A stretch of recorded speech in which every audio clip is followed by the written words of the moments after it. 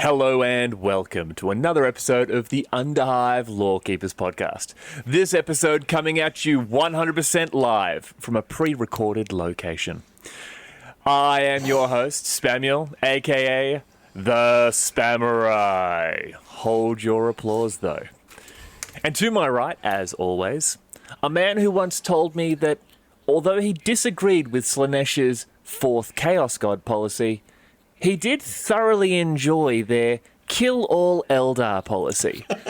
That's right, he is the original single-issue voter of Necromunda. It's Nathan. How are you, buddy? I'm good, mate. That was a good one. Because you come up with these intros, and I'm ready to fight back. I'm ready to fight back. I'm ready, and then you say something, and I'm like, nah, it's pretty bang on. They got pointy ears. They don't belong here. Boom. See you later. Yeah. Not a fan of the Vulcans or Romulans either, then I'm guessing. No, and certain goblins when they've gone too far with the ear manipulation. Get out of here, son. Too elfish like. I'm very good, mate. Just finally getting back into the swing of normal life. Just so much disruptions at the start of this year, so it's good to get back on track and get some minis done and just really zero in on some projects that I'm doing. So it's been hard though. I will say it's been hard just to find the time and the space, and then balancing creativity with actual production of stuff and efficiency. So that has been a little bit of a doohickey for me. But how's all your hobbying and lifing going? Listen, I'm routinely bullied by the audience, and I love it. I thrive on it. I don't want to go in too much about it. I'm just going to let everyone know one of my new mantras on life when it comes to the hobby.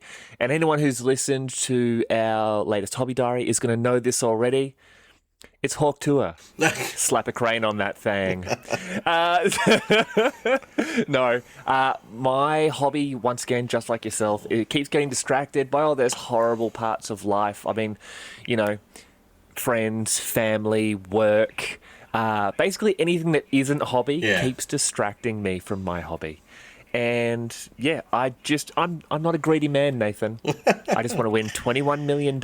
Yes. So I can be independently wealthy and a self-made man and basically just play with toy soldiers all day. No, is that so much to ask for? I know, I agree with you. You know, if you're asking for 22 mil, I think you're insane. Actually check yourself.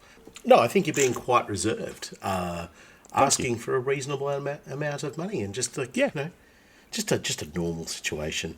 But we things are on target. I've got I reckon I'm going to do 3 tournaments this year. That's always my plan, is 3 tournaments. Nice. But I have the inklings of shenanigans in the back of my head somewhere to go track down a tasty little old world tournament, like maybe 1,000 point or something along those lines. Just go, I don't know. I've got a lot on the plate. So I don't know if I can add dessert, but there's always room for dessert. Yeah, just a little bit of sneaky. Yeah, exactly. That's the way I'm sort of looking at it at the moment, because the most recent full on hobby stuff I've done is to play a game of fantasy, and it was awesome. It was really, really fun, and it just kept the creative juices going. So. Yeah, I don't know. I'll if I go down that pathway, you will be following. You won't have a choice. That's fine. I'm down with that. Yeah, cool, excellent. Yeah, I will enjoy that. And you, our audience, if you enjoy the show and you are interested in supporting the podcast, please shoot over to patreon.com/the Underhive Lorekeepers podcast. We are 100% funded by the goodwill of our audience, though we do this for the love of our hobby, and because the stupid lottery won't give me $21 million. Each month we have a Patreon exclusive episode, as well as competitions, polls on episodes, and other bonus content. If you're looking for another way to support us, get onto our social media, Instagram, Facebook, and YouTube. A like, comment, and subscribe helps us grow and get our particular brand of lore out to the world. All of our links will be in the show notes. Don't forget to give us a 5-star review on your preferred podcast platform. And we do merch. We have to remember every time. We have merch. We do merch. Well, I mean, we could just put it into the read, but it's I did. I've literally written, and we do merch. Yes, we do merch. There was something else I wanted to mention as well, but it slipped my mind. We started a new show. No, yes, we did. We started YouTube. Yeah, that's the other thing. Yeah, get across over to YouTube. We're we're a budding channel over there, and we want to bud more. I think that's the correct terminology. I wish to be a garden full of buds, or just a group of Canadians. Bud. Hey, buddy. Hey, bud. Hey, bud. Buddy. Hey, bud. He's not your buddy, guy. He's not your guy, friend. Anyway. Yeah. Okay. Before this opening goes horrifically off track, we are bringing it back to something incredibly Necromunda-centric. We are visiting a series I don't think we have touched since, like, July of last year. Yeah, the Zeppelins and How They're Real series. That for those who are Zeppelins were episode 1. I was going to say, for people who are new to the show, that was a reference to episode 1. So go back and listen. No, yes. What are we doing? Get back on track. Back on track. We are revisiting the merchant guilds of Necromunda. So, of the, I believe, 8 guilds altogether, as well as the base merchant guild itself, we've done 4 of them already. I believe we've both done the Mercator Nordica, who was the water guild, the Mercator Sanguis, who is the slave guild, the Mercator Temperium, who are the air guild, and the Mercator Munda, who are the iron guild. That leaves us 4 left. They are the Mercator Pyros, the Prometheum Guild, the Mercator Palladis, the Corpse Guild, the Mercator Gelt, the Guild of Coin, and the Mercator Lux, the Electro Guild.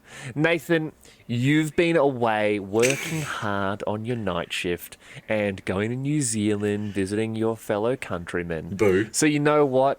I think you are able to pick which one we're going to touch on first.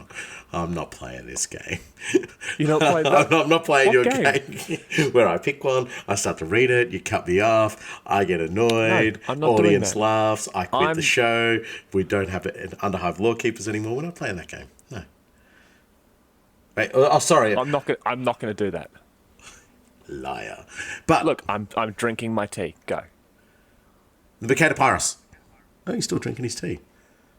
The pro me the guild. Oh, well done. Okay. The Promethean Guild. Mercator You Palladis. son of a... The Corpse Guild regulates the trade and production of corpse starch. This is one of the most important roles of all of the great guilds, as millions of people are born and die each day on Necromunda. Without the orderly disposal of corpses, plague and disease would run rampant. Without the food source that these corpses provide when rendered down in the great corpse grinder plants that dominate entire sectors in every hive, the populace would starve. The Corpse Guild gathers up thousands of dead each cycle, filling their mortuary caravans with piled bodies or rendering them down in mobile grinding automata. Few other guilds have ever challenged the power of the Corpse Guild, for the power of death hangs heavy upon them, and humans, even on a world such as Necromunda, cling to its ancient superstitions.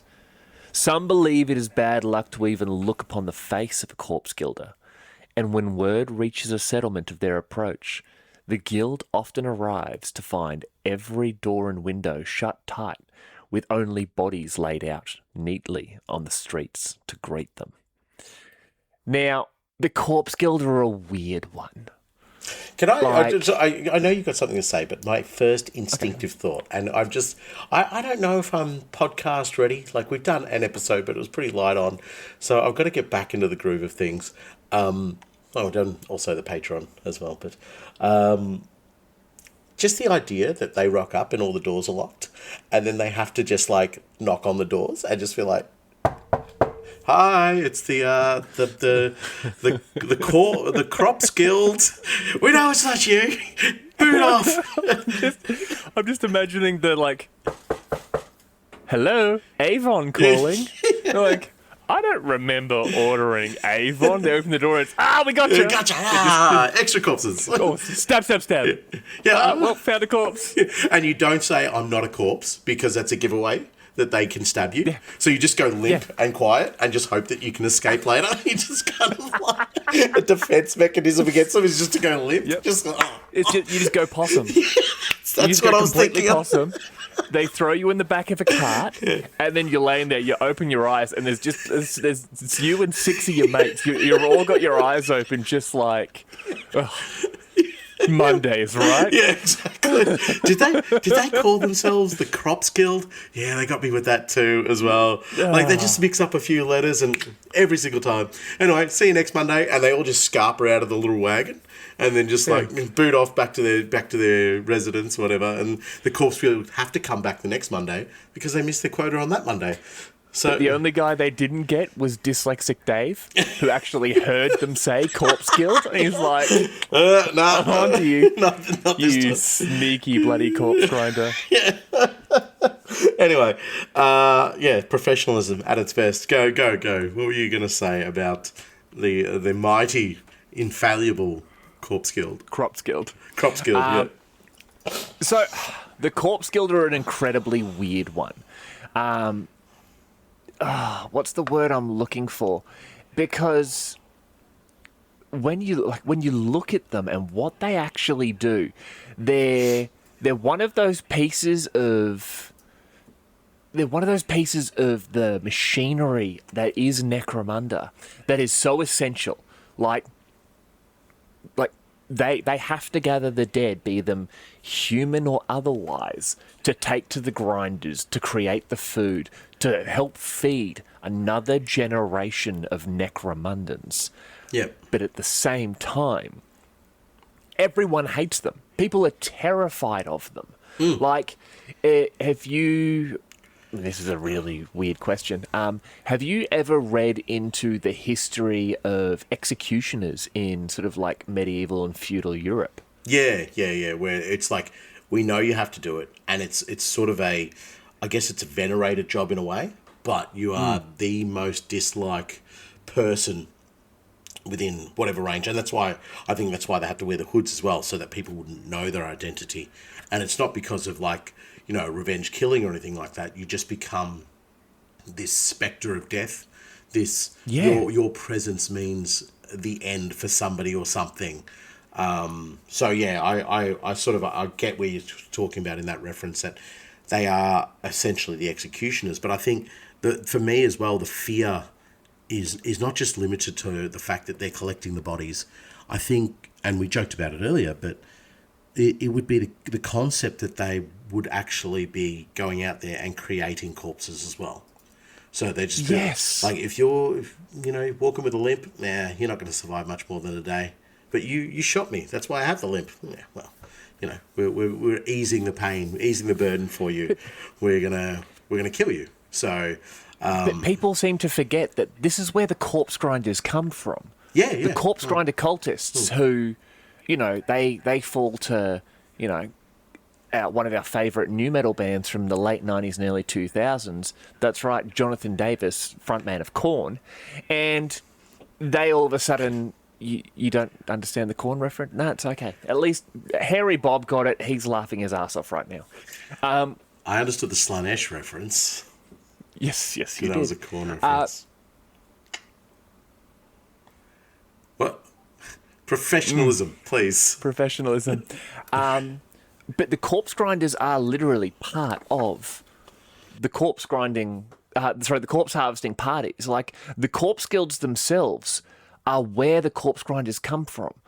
But going back to the executioners, what you said was right. They became these almost spectres of death. And that's how I'm envisioning the corpse harvesting parties coming into these settlements and into towns where, people see them and go, and like what you say, no, because they're here to harvest the dead. And if we don't have enough dead, they're going to make more.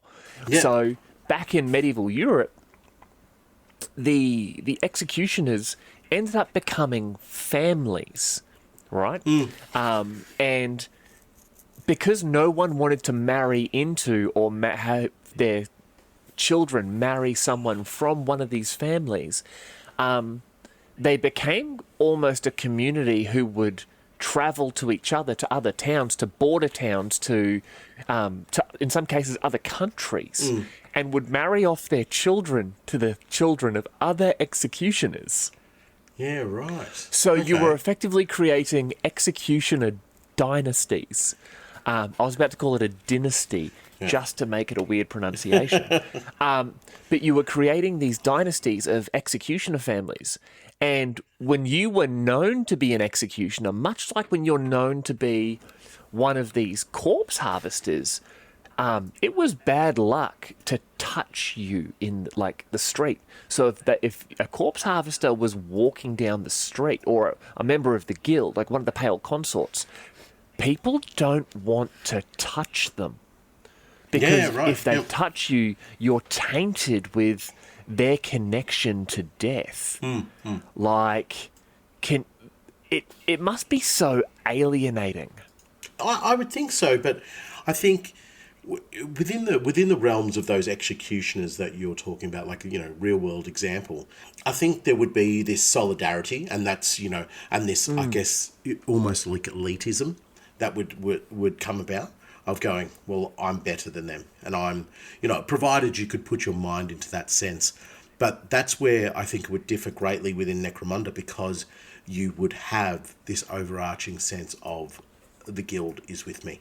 You know what I mean? Yeah. And then you would have the corpse grinder gangs there as well. They may not be, they may not be the most noble of souls, but if I'm wearing this particular icon or this particular iconography, I'm not going to be taken by one of these. These are my brothers. This is my family. Where House Orlok walk around and they've got that the chain clad fist, and it's paraded all around, and we're shunned for not wearing that. I know where my strength lies, and that is when House Orlok have finished their little foray in the street, we come and gather their dead, because no matter how important a gang, or no matter how venerated their position might be within the hive, they would understand that a corpse is useless. Obviously you'd have leaders and you would have champions who wouldn't be handed over to the corpse guilds and so forth. And I'm talking about quite major, high level personalities, but the low level stuff, man, you are nothing but a space filler, and so you need to be moved on. So no matter how loyal you are to that particular ganger, you might take a trinket from them, but then they're handed over to this brotherhood, and that kind of mentality would be what would drive me forward if I was a corpse grinder, like working for the corpse grinders or the corpse guild. So I'd be like, doesn't matter who you are, doesn't matter what you are, doesn't matter where. The Palinites, if they take heavy casualties, they wouldn't have the remit to hold on to their bodies. They'd be like, strip them down, leave them out on the street. Bring out your dead. But that's the thing, like, and we'll go into it a little bit later on, specifically. No, we'll go into it now. So they will, like, can you imagine after these gang fights, right? And you've seen Dread, the remake with Carl Urban. Yes, I have. Yeah, amazing. The fact they didn't make a sequel to that hurts me emotionally. When people are killed in that movie, the judges call, X number of prisoners for ISO cubes and 11 for recyc. Like, once you're dead, you're no longer a person. Yeah. You are now a resource that is there to be harvested. Yep. Exactly. And it specifically says, and I believe it was, it's in the Book of Ruin, but it talks about how after particular gang fights, the corpse harvesting parties are just there, almost like vultures, and they're picking through the bodies. Like, we need to remember, these are guildirs. They are above us in station in every way, shape, or form. So you already, unless you're a little bit insane in the membrane, you don't want to screw with them. Yeah. Now you're need to take into account that you're going to pick a fight with the closest thing to the angels of death that you can find. Like, where they are literally the guild of turning bodies into food, who show up, who are led by someone called a pale consort. You tell me she's not dating a man carrying a scythe in a hooded robe. Sounds like a geisha to me, but anyway. No. Yes, very much so. Yeah. Damn it. Gang idea. Okay, just like, they just turn up and it's like, Picture a corpse harvesting party, except base them all on, was it Rant? No, it's, what bloody house is it? The ones, Thai, yeah. House Thai, because you know how they're that weird, the Welsh Japanese mix? Yeah. Have them, like, where the pale consort is literally almost like an over-stylized, sort of like cyberpunk geisha. Yeah. The corpse grinders are almost like samurai retainers. Then the bone scrivener, the little fella, is almost like a peasant just marking down the like on this huge sort of like overflowing scroll the bodies captured and harvested, but have them in all that beautiful like Japanese style segmented armor. Instead of the chain axes, the corpse grinders would have almost like long chain sabers, or those big beautiful Japanese axes. Oh yeah, but there was a great like a two-handed. I'm going to be corrected on this. I think it was called a washitaki or something like that. It was a big two-handed type sword. Like they could use something like that. It's almost like they're ceremoniously chopping up the bodies, just like boom, just like slice them up, throw them into a tub. Yes. This is. Do you know what you could use actually? Do you remember the old? Not old, but because I think it's still around. It's the necromancer on the corpse cart. And you just have these pile of bodies. So imagine the contrast when you have these beautifully ornate-looking individuals and characters, and you have the little peasant writing on the scroll and all that kind of stuff. But the guys who are doing the business, they are incredibly ostentatious, incredibly ornate-looking. And then you have where they throw the bodies into, and you have like little peasants, and it's just like lump them in. Like once the body has been processed, the formality is gone. Lump it in because it's just going to get thrown into a massive grinder. It's like we don't care. And so the contrast of that cart in comparison to the rest of the gang would look absolutely wonderful.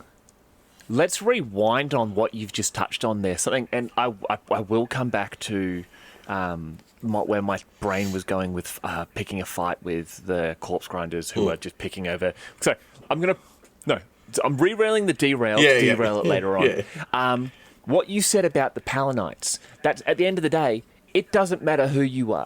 Unless your name is on the side of a dome or, if you were Billy Orlock or someone whose surname was Medina or Helmore or, Goliath, unless your name is big enough to really put a thumb on the scale of industry, I believe no one would be safe from these harvesting parties. And that being said, I believe up into the spires, you would also have representatives from the corpse harvesters taking the bodies of nobles. 100%. It wouldn't be, tag him and bag him, chuck him on the back of the cart. It would be very ceremonial. It would be very, Subtle. Jimmy Helmore, Yeah. it's first of his name, son of blah, son of blah, son Yeah. of blah, champion of blah, blah, blah, blah, blah, blah, blah, blah, blah. And we say goodbye to him, and his body would be put into a casket and taken out. And then the corpse harvesters are just like, they boxed him. Yeah. His takeaway. Yeah. Exactly. It's like, there's so much more work in this. But I can imagine what would happen in this scenario is that the noble family would be given the opportunity to do, let's call it a proper funeral. I don't really know what they look like. I don't know. And it would vary from planet to planet, hive to hive, whatever. They're given the opportunity. Then they're handed over to the Corpse Guild, right? Anybody who works for them, anybody who doesn't share a name of the family or some sort of blood tie would just be, like, say if they got raided or whatever the case might be, would just be dumped out in the old back laundry. You just pick them up as you need them. But the noble would be, as you say, boxed up, ready for takeaway. But I think what would happen there is they would then be stripped down of everything. So the box would then be removed. The box would be reused. Yeah, that's what I'm saying. Not by the Corpse Guild. This would be done by the noble house. They'd bag it. Yes. They'd break it all down and just be like, because every noble house would have the more practical thinking elements to them. Like almost like the accountants, where they would just simply go, just take the body. Like everything else comes back to us. This person should be like, they'd strip all the bionics out. They'd do everything. Everything that is of value, we take back. You take the body. See you later. But just in reference to you saying not standing up to the Corpse Guild, I think the more the overarching is that they are a guild, and that's where their power would lie, in that they are a guild. And as much as we're making a joke about it, them knocking on the doors and all that kind of stuff, it is that kind of authority that they would be able to bring into parts of Necromunda, where it's like, you lock yourselves up, that's fine. We've got a quota for this area. So unless you people can supply the bodies, we're going to go hunting for them. And when the guild comes knocking, and it's like what we've said about the other guilds as well, particularly, the Guild of Coin and so forth, is that when these particular guilds come knocking, you can't keep simply hide behind the door and hope that they won't enter, because they will. They will kick down the door to maintain their quota. So it almost sort of engineers the sense of... And, like, this isn't happening up in the spires. There's no way. No. But this is happening down on street level.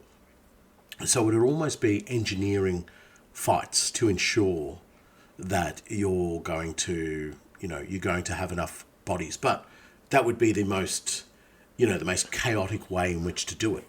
So what would be the best thing to do is you find a manufactorum, and as that shift finishes, just kill them all, have them ready to go, right? And if you kill them outside a corpse grinding facility, then they're ready to go. The Corpse Guild don't have to go as far, and you get brownie points for the next time they visit.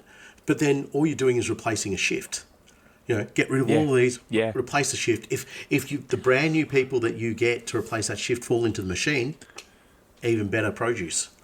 Honestly, the auto tabula rasa would be really useful here, because they'd be like, listen, we've got 1 million bodies in a spire over there that don't know that they're breakfast yet. Yeah. What are you guys up to? Yeah, exactly, yeah. And there's one pale consort, she's just behind her mom, she's just... like...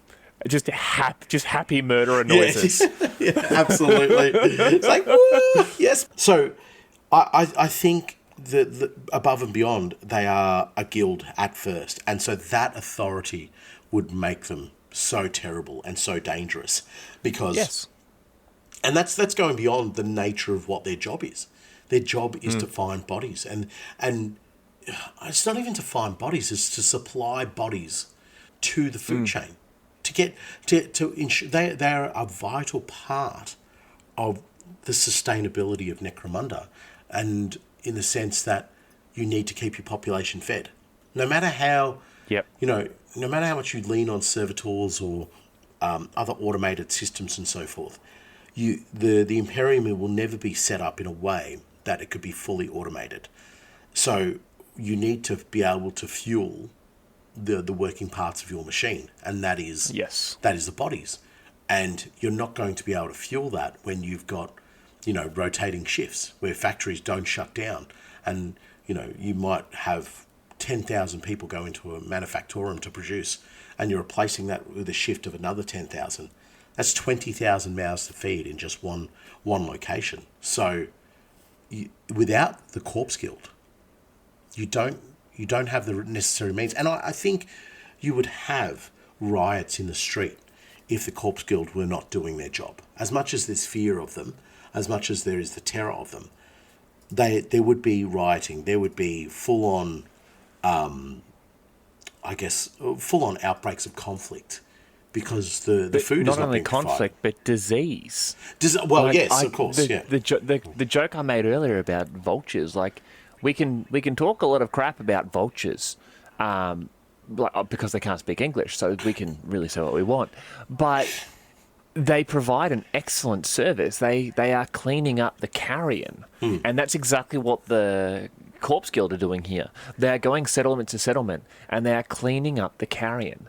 They are ensuring that not only does it get turned into food, and very necessary, but at the same time, if we left the corpses there, corpses fester, corpses bloat, they have flies and maggots and all that sort of stuff. And don't get me wrong, yay, protein. Yeah. But the disease that comes from that, like, they are serving a secondary purpose there. They're sanitizers. They are sanitizers, which brings me to another gang idea. Playing on yours a little bit there, picture almost like plague doctors. Yeah. With the long beaky masks. Yeah. Do a Cawdor gang that has become obsessed with trying to join the Corpse Guild. And so they're actually doing what you said before. They're using the religious fervour to ensure that conflict is happening. So they're causing that conflict, causing bodies, and then harvesting what's left, moving their gangs into the territory where these two other gangs are now weakened, taking over that territory, and also providing almost tribute to the Corpse Guild. Oh, I was going to say, yeah. How do they make that connection? They're leaving piles of corpses for them. Yes, because right. Because Cawdor and the Corpse Guild are a strong alliance in the first place. They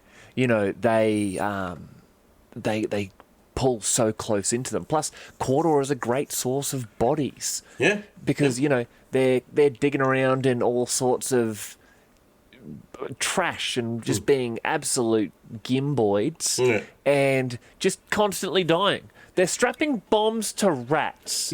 Every now and then you're just going to be like, that's an arm. All right, lunch. Yeah. But no, but you're very right in what you're saying. So I know you want to move on to the next thing, but like the Cawdor provide them because they're just going to die just through accidental means and en masse. En masse, yeah. They'll be like, oh, we got to go search that stockpile of scrap. Cool. Send in. Oh, we lost half our guys. Perfect. Knock on the door of the Corpse Guild. We got them here.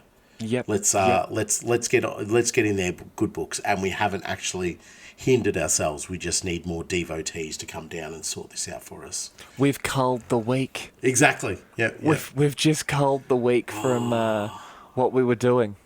Oh, I just had a horrible thought. I don't know why I did this to myself.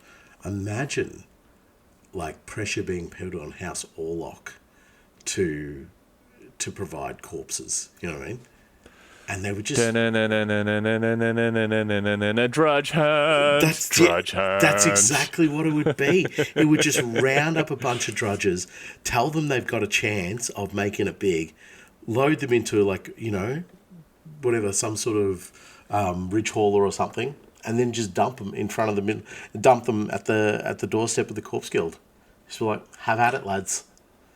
Well, in the read there, it talked about the mortuary caravans, right, piled with bodies, or rendering them down in mobile grinding automata.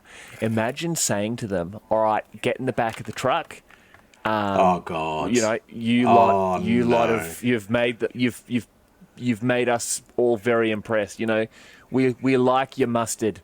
Get on in there. We're going to take you to arm up, and you're forming gangs, and they're like, yeah, and like there's little Barry. Little Barry. He's a fighter. He's a fighter. He's been a fighter since day one. He's the oldest of 11 kids. He worked a triple shift yesterday just to provide enough for his brothers and sisters to make sure they could keep the hovel above their head. What are you doing? And finally, the road captain has said, Billy, I like you. Barry, I like you. I've renamed you Billy, but I've changed it back. Barry, I like you. I like the cut of your jib. We're going to put you on as a juve in one of our gangs. Jump in that truck. And he's loving it. He's loving it. He's finally, I've made something of myself. I'm an Orlock.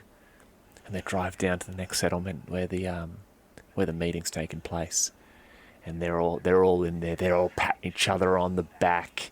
They're loving it. They're going, we're gonna get out of this. We're gonna be the biggest gang since the Sump Dogs. People are gonna know our names. And they open up those doors and they all step out. And they actually have a very successful career as gangers. They actually do very well. But then a completely different group of drudges, when the doors opened up, it sort of lifted up kind of like a garbage truck and dumped them all straight into an enormous grinder. Oh my! It's basically Meals on Wheels. That is absolutely vile. It's such a horrible thing, and this is why evilest gang in Necromunda, evilest house house in Necromunda by country mile for that scenario alone. So like when you talk about the mobile. Barry was also ground up. I'm sorry. You're not sorry. I'm not. I know. You're a POS. Positive. Prince of Slanesh. Yeah, that's it. Prince of Slanesh. That's it. When you talk about these great caravans, I can imagine there would be, a stench and a trail that would be left behind them. Oh, mate. And when I say trail, I'm not talking like a trickle of blood or anything like that, like, great swathes of blood. What I'm talking about is the detritus that's been kicked off from the dead bodies. Because you can imagine they're not fully getting, like, they wouldn't be completely stripped down. It's not the edict of the Corpse Guild members to strip the bodies down of valuables. They would be throwing them into one part of the production line. The next part of the production line maybe strip them down for everything. And then the next part might be, break down the body so they can fit into the grinders. And that's where you find hidden bionics and things like that. And unless it has an immediate value, I could imagine the Corpse Guild not holding on to it, just throwing it away. You know what I mean? And so, I imagine they would have lesser guilders. Maybe the children of guilders, the younger guilders, almost in like a factory setting. So the body imagine like a travelator. Yeah. What are they called in like factories? Not a travelator, like I know what it's called. Conveyor belt. Conveyor belt. Yeah. Picture a conveyor belt, and it moves about 10 feet. Like 3 meters to people in civilized countries. And then they've all got knives. They're removing clothing. They're cutting off hair. Yeah. They're basically taking that absolutely watches, shoes, boots, clothes. So that it's basically just the nude body. Yeah, travels up another 10 feet to the next station. They're pulling out teeth, eyes. They're taking the essential stuff, bionics. This is where all that sort of stuff comes up. They've all got individual tubs. It then moves up. And that's where it is. The next part is, and that's where you have the grinders. In my opinion, they're the ones cutting it up into pieces. The corpse grinders. Corpse grinders. Yeah. Yes, Sorry, I thought you meant yes. Because I think that would be an important part of the process is to break down that body to find, because they would have found in their time how many of their repurposing machines, we'll call them, had broken down because a deep-seated bionic wasn't found. And ended up screwing up the whole system. So you break down the body, and then you might have another conveyor belt that shoots off to dissect that piece out, and then it's just thrown into a great dump. You know what I mean? You can't have shards of metal in the corpse starch. No, of course not. I've always said that. Yeah, no, it needs to be fit for human consumption. You can't feed humans and not make it fit for humans. That's ridiculous. I've been saying that for years. I know. I'm surprised you're not arrested. So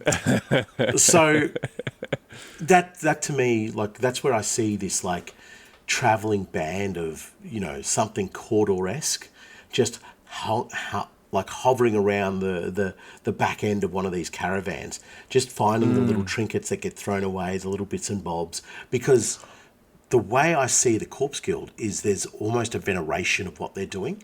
So the machine, if it is not biological matter to be broken down into corpse starch, it is an affront to them.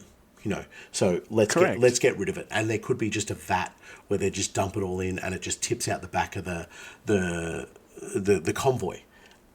But being around these convoys is dangerous in itself as well, because if the corpse guilds come back and they haven't recovered as many bodies, they just walk to the back of the convoy and just start recovering bodies there. They're just like you, and they just kill them, But I actually have another thought of perhaps they're almost like devotees to this. You know what I mean? So if they are selected, they don't believe they're going in to be killed. They believe they're being selected. They're moving. They're moving up in the chain. They're joining the Corpse Guild. Yeah, that would be so cool. I'm now seeing it almost as so the caravans themselves, like, firstly, they would all stink. Because you would have working caravans where they have that conveyor belt system we talked about before. But in my mind, you would also effectively have just almost like livestock trucks that are just piled with bodies. And as they go settlement to settlement, more bodies are piled on the top. So the ones at the bottom never get seen to. Oh, that's gross. Eventually they are just rotting and, if they're able to stop between settlements, or if they stop at particular settlements for longer periods of time, that would be horrific. Can you imagine this circus shows up outside your town? Picture it like a travelling circus, where instead of a Ferris wheel, it's a murder go-round. And it's basically, instead of clowns, it's guys with huge chain weapons who are cutting up grandma. They're the clowns I had at my birthday. What are you talking about? Yes. You were also part of a death cult. Yeah, I was. Yes. My family tricked me with that one. Yeah. Anyway. Yep. But like that's how I'm now picturing these caravans, and you would have people who are naturally drawn to this, who are saying to themselves, I want to be a part of this. Like you've said, almost like the camp followers that would follow armies in years gone past, but they would not just be the friends and family of the soldiers and that. They would be camp followers. They would be cooks. They would be all of that. They would be weapons sharpeners, armorers, that sort of thing. But for the corpse grinder cults, the guild, for the guild, they are people who want to better themselves by trying to join the guild. People, these corridor types who want to join because they think maybe this is a way for me to get fed, or people who are obsessed with death. Yeah, people who see the corpse grinders, who are these massive, strong, well-fed, terrifying creatures. Yep. Who are armed to the teeth and who are doing, the emperor's work in that respect. Yeah. Or they see the pale consorts who are these almost angelic, Valkyrie-like creatures at the same time who are terrifying. But who better to protect you from the risk of death than the personification of death? Yeah, because if I'm favoured by this creature, then death will not come upon me. And it almost sort of like with the way that you're talking about the aesthetic of these people reminds me a bit of like Fury Road. So, where they dump the water to the masses, but the higher ups, that's where you want to be. You want being a war boy, but more importantly, you want to be up in the citadel. You want to be where everybody is fit and healthy, and, there is disease up there, but it's not like what it is on the ground level where you're living in hovels and so forth. But you did say something about the army, the camp followers and the cooks. I can imagine there would be sloppers who follow these things around, and Jesus, they would provide unrefined meat. that's what they would be calling it. Do you know what I mean? This hasn't been sullied through the manufactorium. This isn't, this is straight paddock to plate here. We've taken it straight off the back of the corpse grinder pickup, and we're cooking it fresh for you. So it won't be stale. It won't be, powdery and disgusting, and you won't need to drink a bottle of Wild Snake just to get it down.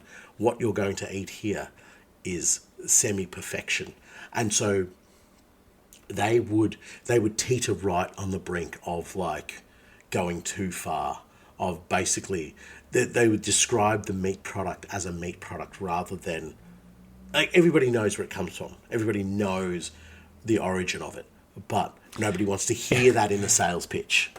It's almost like in Demolition Man, Will Sylvester Stallone and Sandra Bullock go into the sort of the underhive of what is it? Was it San Angeles? I think they call it. Yeah, I think so. I can't remember the city. And he's eating the burger, and Huxley, who Sandra Bullock plays, is like, look around. Do you see any cows here? And the Demolition Sylvester Stallone's looking around. He's just like, what is it? What's in the burger? And she's like, it's rat. He goes like, this is a rat burger? And he takes a swig of his beer. He's like, best one I've ever had. Yeah. Okay, cool. But like, it's meat, but you know where it's from. Yeah. But you don't want to ask where it's from. And like, you can make all the connections, but there would be those who have sampled it once, and there would be a desire to have it again. There was actually from the Uprising short story books. It reminds me of the first short story in it called the Birth of Hunger. And it's about a person. Yes. And I've talked about this before. He has that first nibble of meat, and he's just like, "Oh, hang on! I can imagine sloppers finding this, or somebody from Cawdor has come up to him and just gone, cook this, cook this, cook this," and they cooked it. They've had a little sample for themselves, and they're going, "That's a winning ticket." Shoot the Cawdor in the head, right? Move on, and start selling this meat, and then find the Cawdor's mates and say, "Where did you get that from?" And so it would become a delicacy, because you would not find it in Necromunda proper, because everybody eats corpse starch. But the lucky few who find these special sloppers, you get to taste the unprocessed meat. What is it? What's the cow? Long pig. Long pig. That's not what I was going to say, but yes, you get to taste the finest long pig of Necromunda. So it's we call this man grox.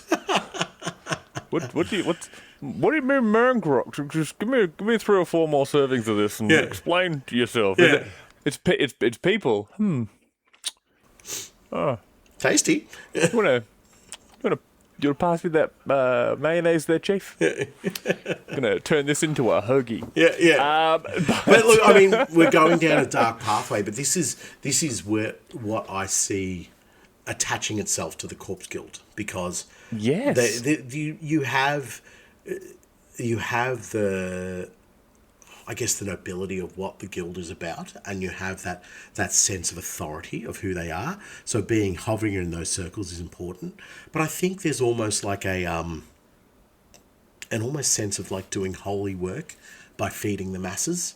So this would be the Emperor's fine work that the Corpse Guild would be doing, because they are feeding the population to do the work for the Emperor. So there's almost like it's almost like their work is like consecrated, like they are doing something that is so important. And so you could imagine the types of followers that would build up around them.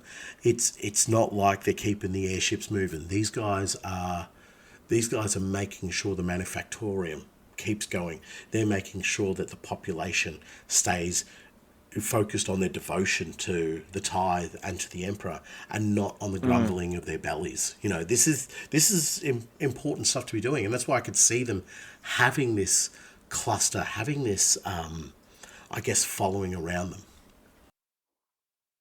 Yeah, I'm genuinely picturing a lot of Cawdor, basically the.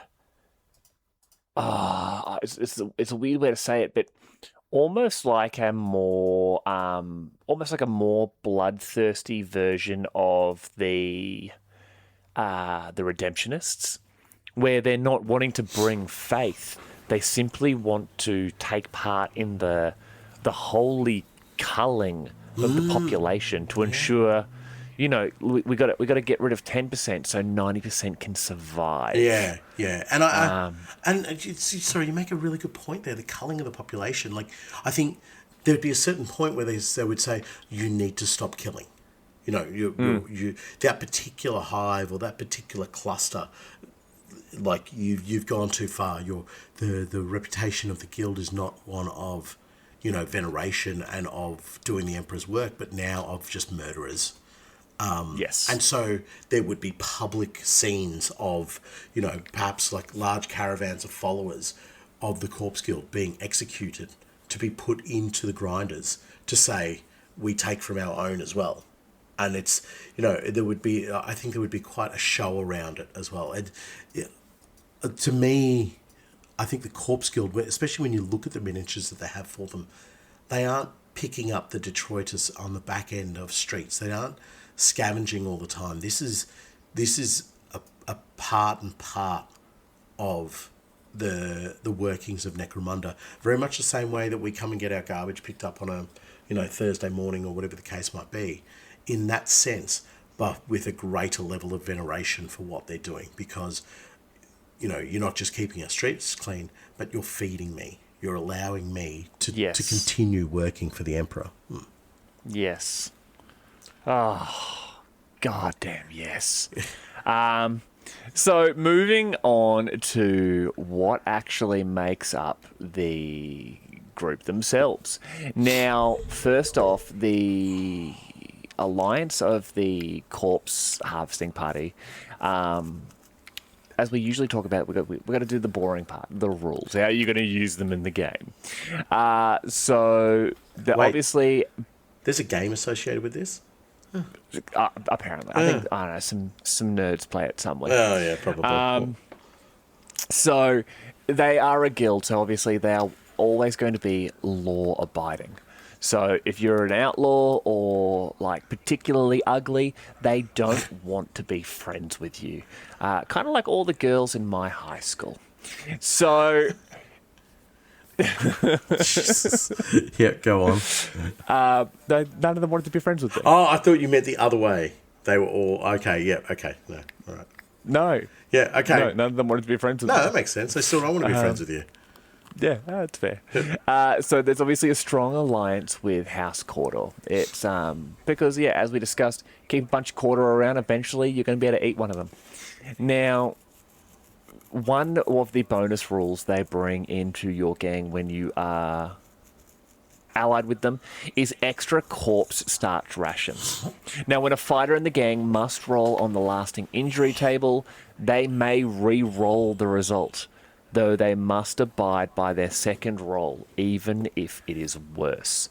So if you get like a 66, or you get something real bad, you can take the risk. Yeah. But if you get something average, you are running the risk of a death. Yeah.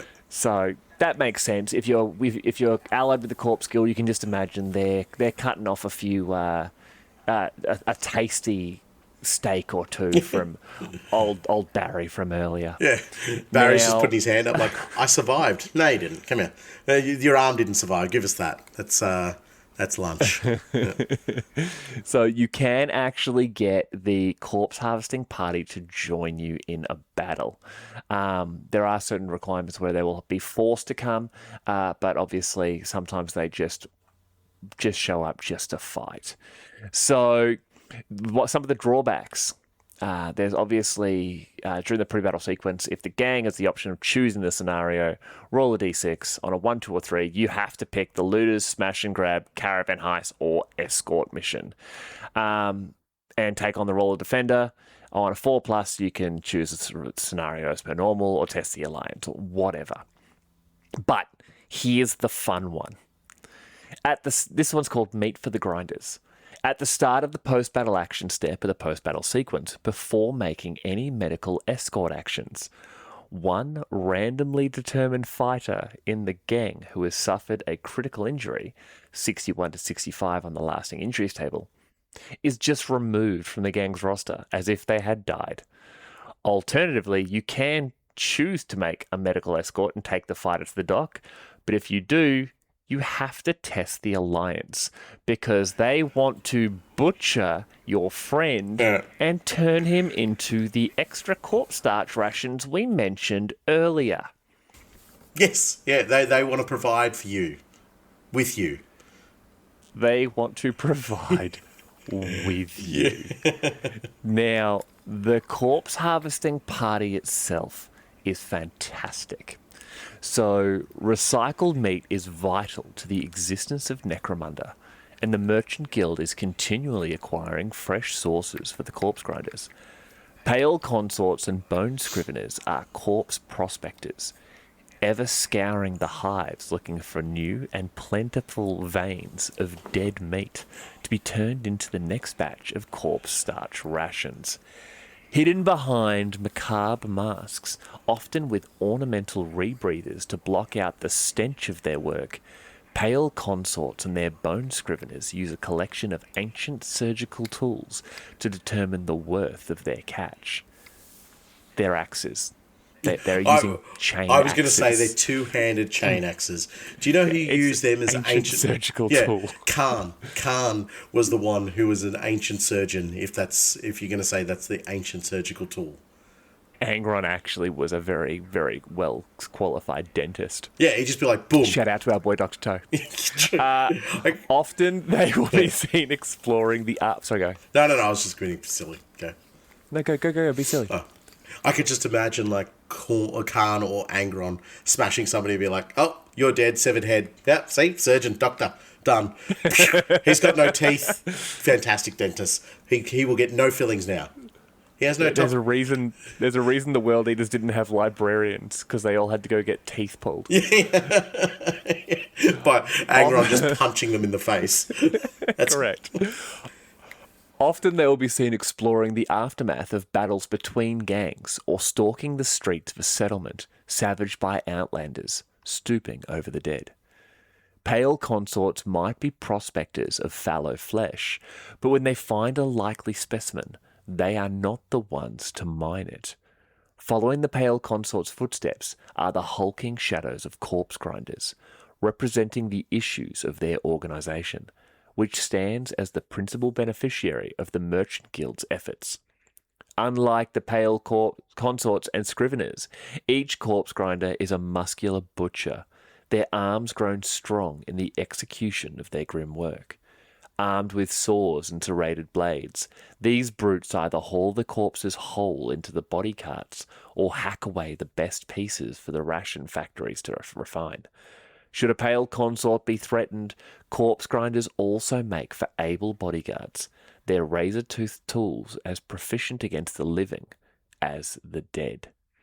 Can you imagine being that, silly Cawdor gassed up to the eyeballs, who's just accosted the Emperor saying, "Give me the cash," and has basically been smited back down to the Underhive, has somehow survived, and is wandering down to the local drinking hole and sees this tall, pale-skinned beauty dressed in all her finery wandering down the street, and he makes the absolute genius move to go reach out and to grab her by the arm.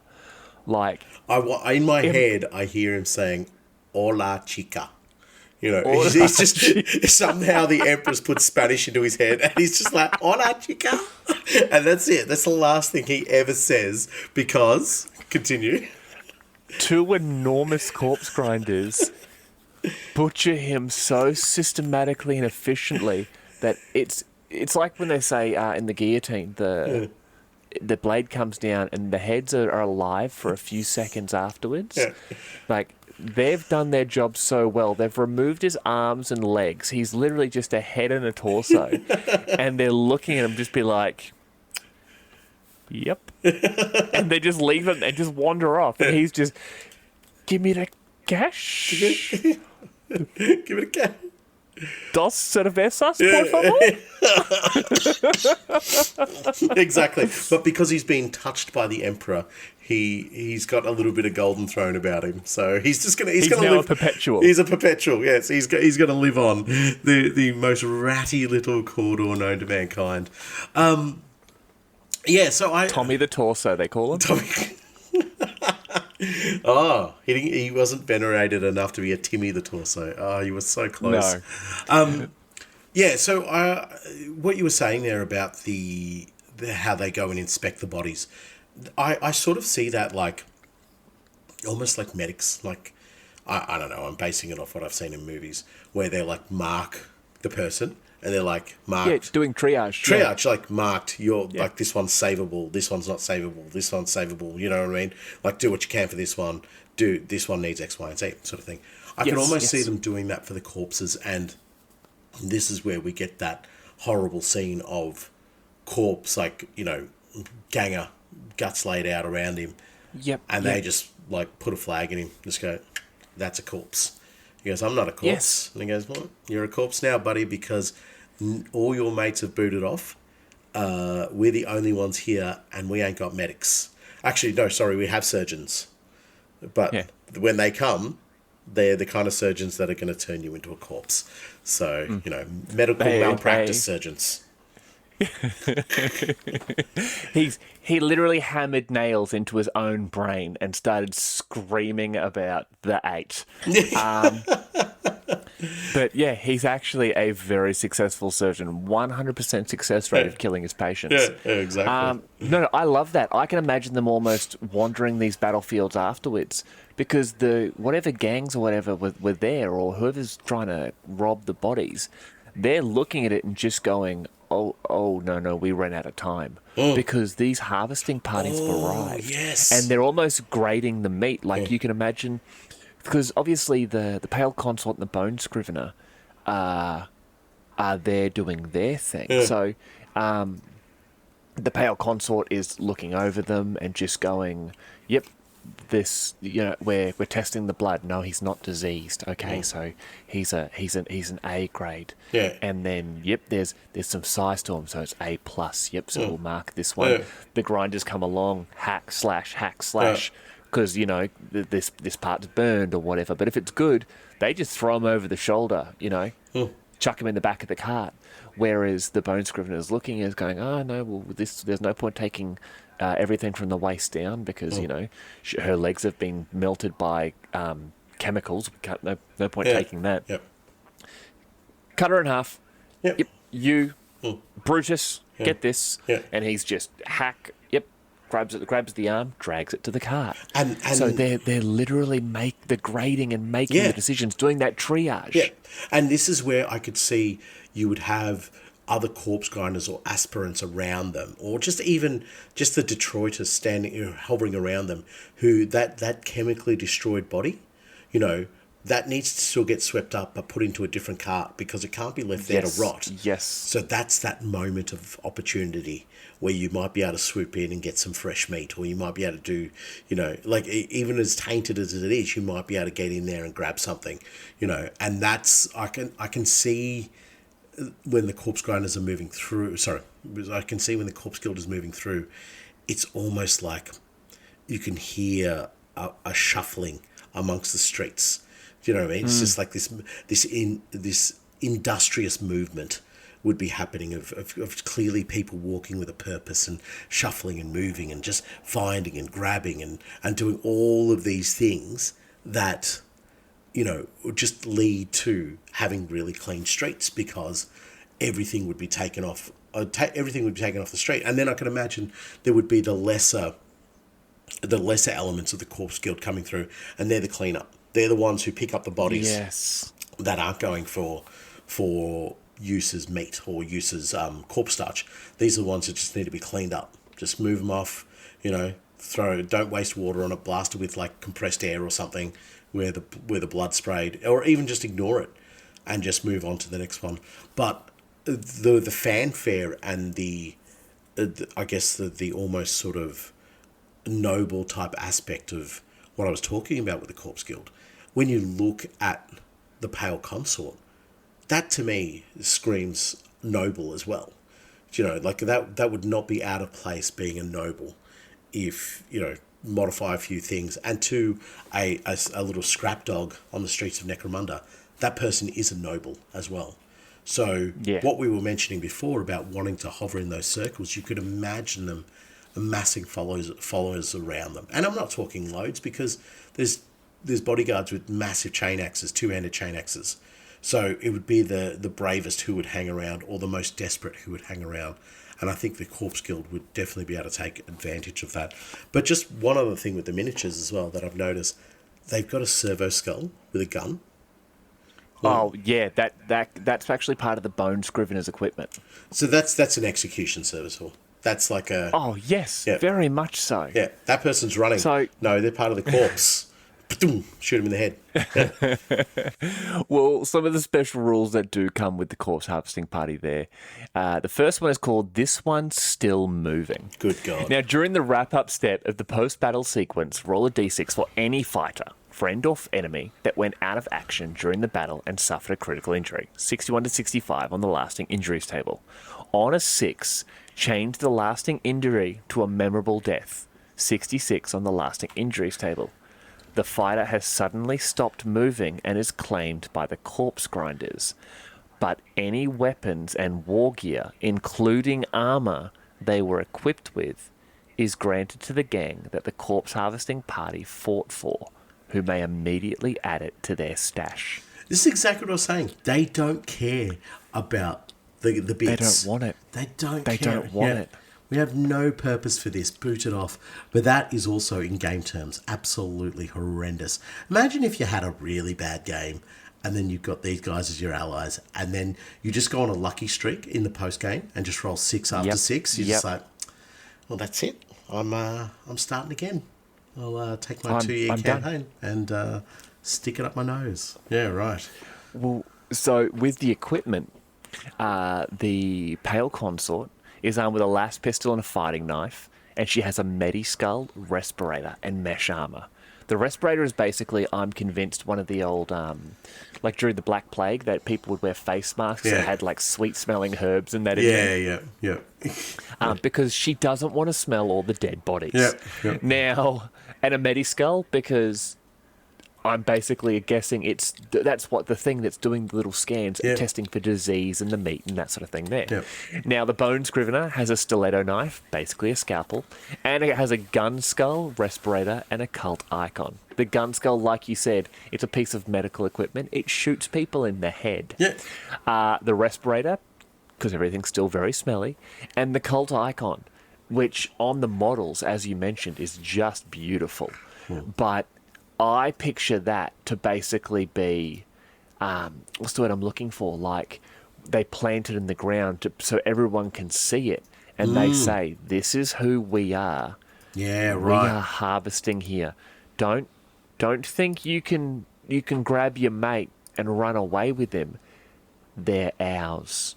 We don't care if you are Orlok, Noble, Palanite, Drudge, whatever. If we see you, like, because that standard that the Scrivener is carrying, it's this beautiful, big, eagle-headed, it's got this big, the big flowing banners coming off it, and he's definitely a squad. Oh, yeah, definitely. And I think the scrolls and all that, they would be edicts and tenets that they would have to just say, as you mentioned there, your mate's on the ground and he's close to death or he's dead. He's no longer your friend. Whatever association, whatever relation you have to this person or this now, piece of product is gone. Get over it. And it is ours now. So you need to boot off Old Sunshine so we can do our work. And I think that's a lot of what that banner would be saying. I guess it would just be, very much a totem of do not venture into here, because no matter what purpose you may have, ours is the divine. Yes. And then we have the Corpse Grinders, who both have chain glaives and flak armor and surgical gloves, because that's what you need when you are hacking up bodies with a chainsaw on a stick. You need surgical gloves. Safety first. It is safety first. You're absolutely right. I love these models. I love everything about them. Each of the two corpse grinders are just absolutely battered to hell. Scar tissue, like and just the gear they have on them. They're basically corpse grinder cultists without all the chaos nonsense. But I think because of it, they're a little bit more intimidating. Oh, definitely. Like, yeah, definitely. one of them's just dragging a body by a butcher's hook. Yeah. Like, he doesn't care. Exactly. He's just like, I'm not down for your nonsense. Look at what I'm doing. Just step at me. Basically, is the motto. So yeah, look, I mean, what you're talking about, that intimidating sense. I'm totally with you. There isn't this feralness about it. It's calculated. It's methodical. Yes. And it's just like, Yes. I don't care if you're still screaming, mate. You've been classified as a corpse. Chop, chop. You're done. Yeah. The Tabula Rasa are honestly, I think, funding this guild just one spire at a time. Just, hey, where's all those Gregories? I was going to say, if they could find a Gregory, they'd just be like, listen, if you do find Gregories, just please let us know. And if they're not quite corpsey yet, don't make them corpsey. We need them. We'll kill them later. Yeah, they'll die. Don't worry, they're going to die. We just need to count all of them first. Yeah. Every Gregory you bring us, or someone that you think could be a Gregory, we'll give you 2 non-Gregories. Yes, perfect. Everybody's still looking around the Tabula Rasa just like, hey, I'm not Gregory. I'm not a Gregory either. Boot off, folks. Boot off. Don't worry, guys. You're absolutely safe. Get them. Get them now. Yeah. The great Gregory Cull of M41. So, I forget, do we do a gang idea now, or do we do a gang idea at the end? I can't remember. We're back to professionalism, so let's do it now. Do it now. Okay. Yeah. Okay. So, what's your gang cult? idea? I'm really wanting to go down some more on that circus idea. No! Shut up. That's my gang idea. Where basically outside the settlement, these caravans would show up, and they'd be within, like, you could see them from the settlement, but you'd be looking at them like they're a little bit far away. That's okay. And then the wagons would basically circle, and then those hanger-ons, those camp followers, the next day they'd be erecting, they'd be building the structures of the facilities that are taken off the back of these wagons, and they're basically just big industrial grinders. They are like, it's areas they're rolling out these big drums and these big funnels to capture the blood and the viscera and all that sort of stuff. Yeah. And effectively almost setting up like butchering stations.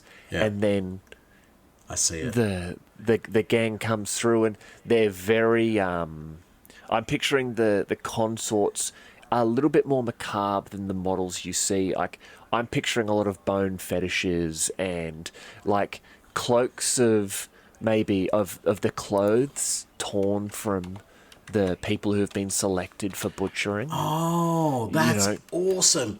So it's like a real habdash of just a mishmash of uniform. There's nothing. So you might have a Palanite shoulder pad in there, but then you might also have, one of the gangers running around in a pair of Escher stilettos. Yeah. Yes. Like, they'd be taking it because they'd be going through to these settlements to basically just wipe them out. Yeah. And they'd basically encircle the settlement, and anyone who fought back. Yeah. You've signed your own death warrant. You've chosen to become carrion. But they'd go through, and there'd be someone who would be selected, and they'd just be told, "That's okay. No, you're one of us now." And they'd be taken into the fold. So the gang around them would be very mishmash. You'd have some scum. You'd have Escher. You'd have Goliath. You'd have, these almost the detritus, what we talked about before, who have been bought into the gang, and they've been stripped of character. I'm picturing a lot of like bone paint. I'm picturing almost, you know what, you said it earlier. I'm picturing almost war boys with the white dye, like the white what's it called? Like the woad that like Celtic tribesmen used to smear themselves with. Yeah. Made of the bones and the ashes of these the corpses that were too far gone to harvest. Yeah. And it's smeared along them. Whereas the hierarchy of the gang would, they'd have trinkets taken from the settlements and the kills, and obviously weaponry. It's all close combat. It's all stuff you can use. Chain weapon. It's all stuff you can use to chop up a body. Yeah. Swords. It's basically a corpse. You know what? I would run them as a corpse grinder cult. Yeah. As opposed to Venators. Yeah. But you'd run them as a corpse grinder cult because you're literally wanting them to get in there. The Pale Consort would be. I'm genuinely picturing her almost on like a caravan pulled by. I want to say a mechanical horse, and it would be painted white. Yes, really give off that like regalia about it. Yeah. Yeah. And she would sit there and simply watch from her throne as the soldiers, or not the soldiers, but the devotees of the cult have surrounded the settlement and gather, they create the carrion, they gather those they deem worthy, and then she selects from those brought before her who's going to be allowed into the gang, or who's going to be allowed to join the camp. And they'll be tested at all times because inevitably they're going to screw something up. And then they've just shown they're not devout enough. And then they're in the pot because these people being gathered are erecting the fences, are building the gibbets, are running the funnels and the piping to ensure the blood goes into barrels, because that's all being used. That's used to thicken up stock, to add into the stew, the pastes, for the stews and for the for the starch. Like, it's all adding towards it. So they're not just grinding the bodies, but everything that comes from it is being used. They remind me a lot of the First Nations peoples of the Americas. They use every part of the buffalo. But in this case, they use every part of the hiver. No, it's brilliant. Have you ever seen The Road? Okay, The Road you would remember. About? So it's like post-apocalyptic. It's got Viggo Mortensen, Aragon. Yes, I have. I have. It was in a list of movies of like, you only need to watch this movie once. I've only seen it once, and it scarred the living daylights out of me. Yes. But the way when they find a body, the way they take it apart, and they leave all the offal and everything like that. But that's what I could see happening, is there would be crews picking up certain bits. So, this is all the stuff that's not meat, but we put that into this special pot, and then we put this into this special pot, and that all gets broken down a certain way. Yeah, right, that is disgusting. Yeah, but imagine them like, you would have those, that's that conveyor belt we talked about before. They would be setting that up and dragging the complete corpses there, and these different, the children would be stripping off the clothing, the rings and jewelry and weaponry and that, and it goes into piles, and then they would be meeting with other guilders and saying, your guild of iron, here you go, you give us the bodies you've collected for us, we will give you the weapons, we will give you the coin, we need none of this. That's not our mission. In their minds, they are going from settlement to settlement and simply finding the unworthy. And they know it's fine. They can go through this particular sector and they might not come back for 10 years because obviously the hives are so big. But in that 10 years, another settlement has come and built itself, or another population has moved into the settlement they just culled. They're just making that ongoing circle once a decade. just long enough for people to forget what happened. Yeah, they become almost like a myth, or they become, just be wary, like what we said in the first part of the read there, be wary of when the Corpse Guild come. Lock your doors, do all that kind of stuff. Just be very, very concerned. Oh, why? They're just not good. But that's as far as the story goes. The depth and detail of how brutal and vicious they are, that's basically forgotten because of, it's Necromunda, and that's just the way of life. So for my gang idea, by the way, I love that. I think that's really cool. That the way I think it's, and there would be mimes. Of course. How else do you make people want to kill themselves? Like it makes your job so much easier.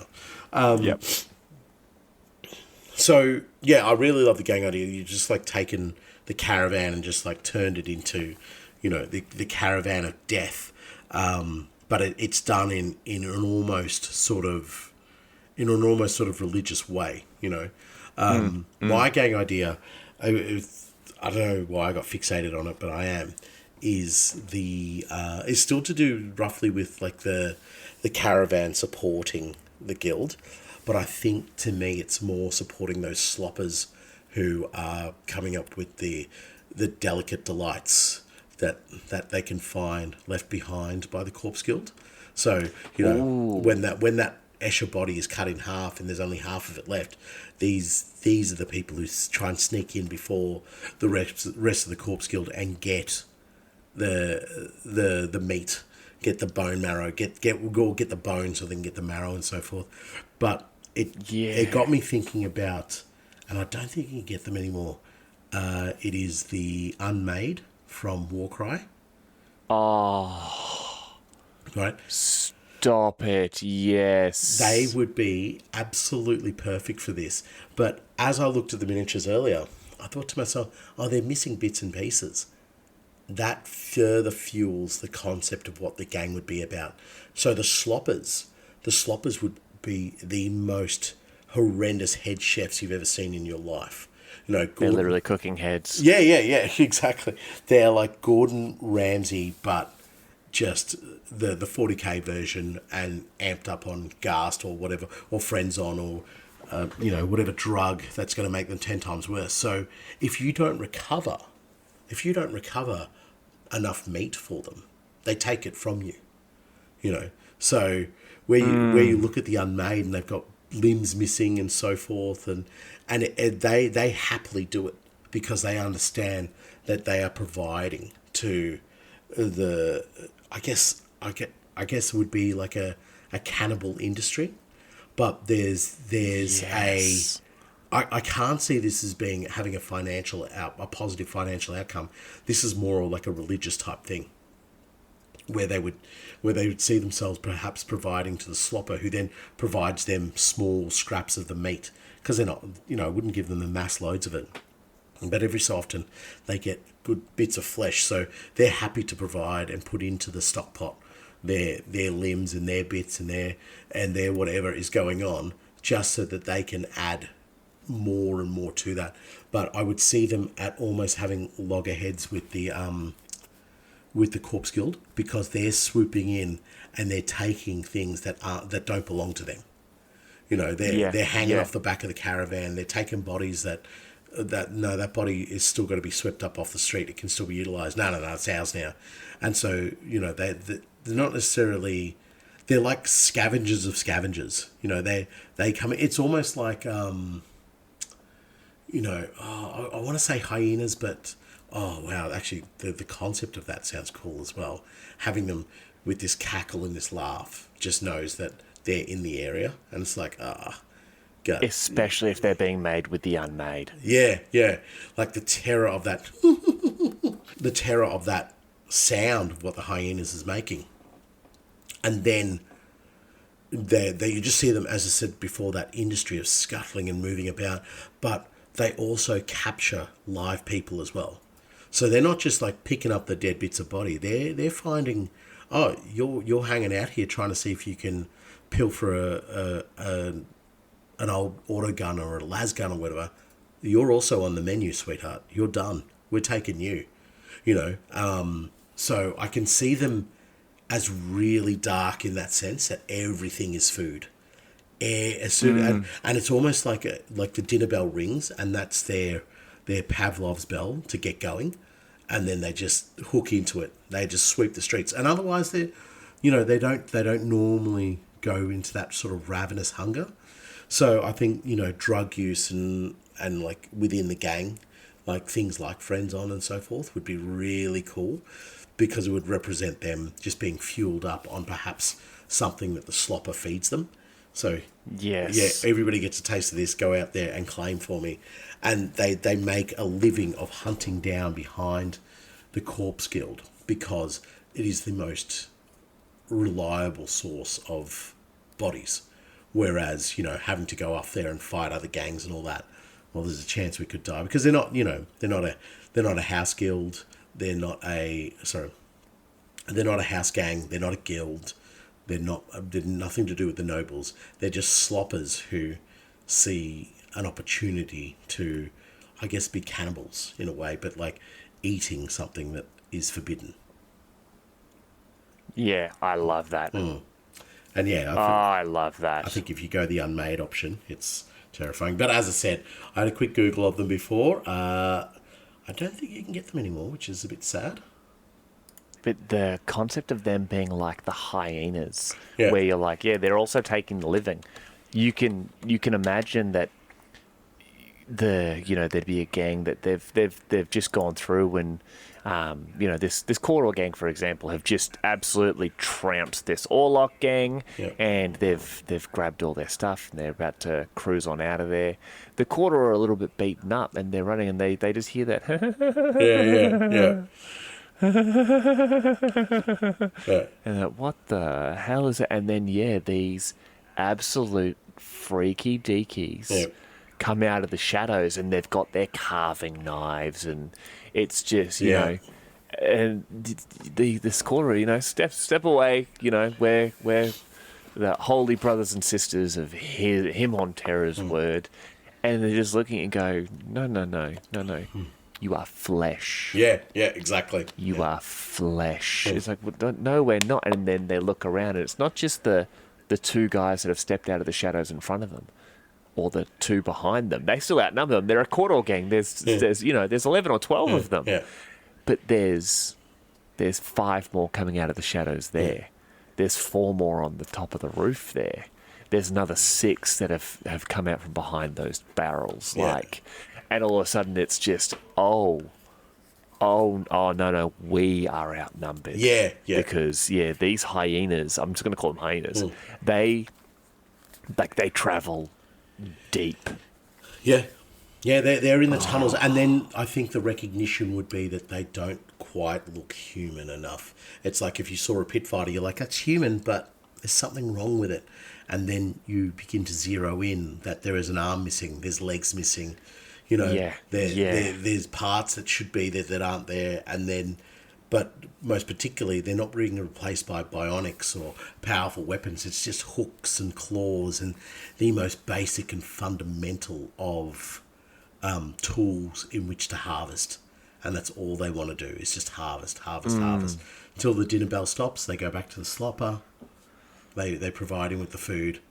And then he makes them up. And the slop is not like this jolly sort of like, this is like a dark, a really dark part of Necromunda. This is something that, if they could, they would wipe out. But it's just the nature of who they are and what they do has created these types of individuals on Necromunda.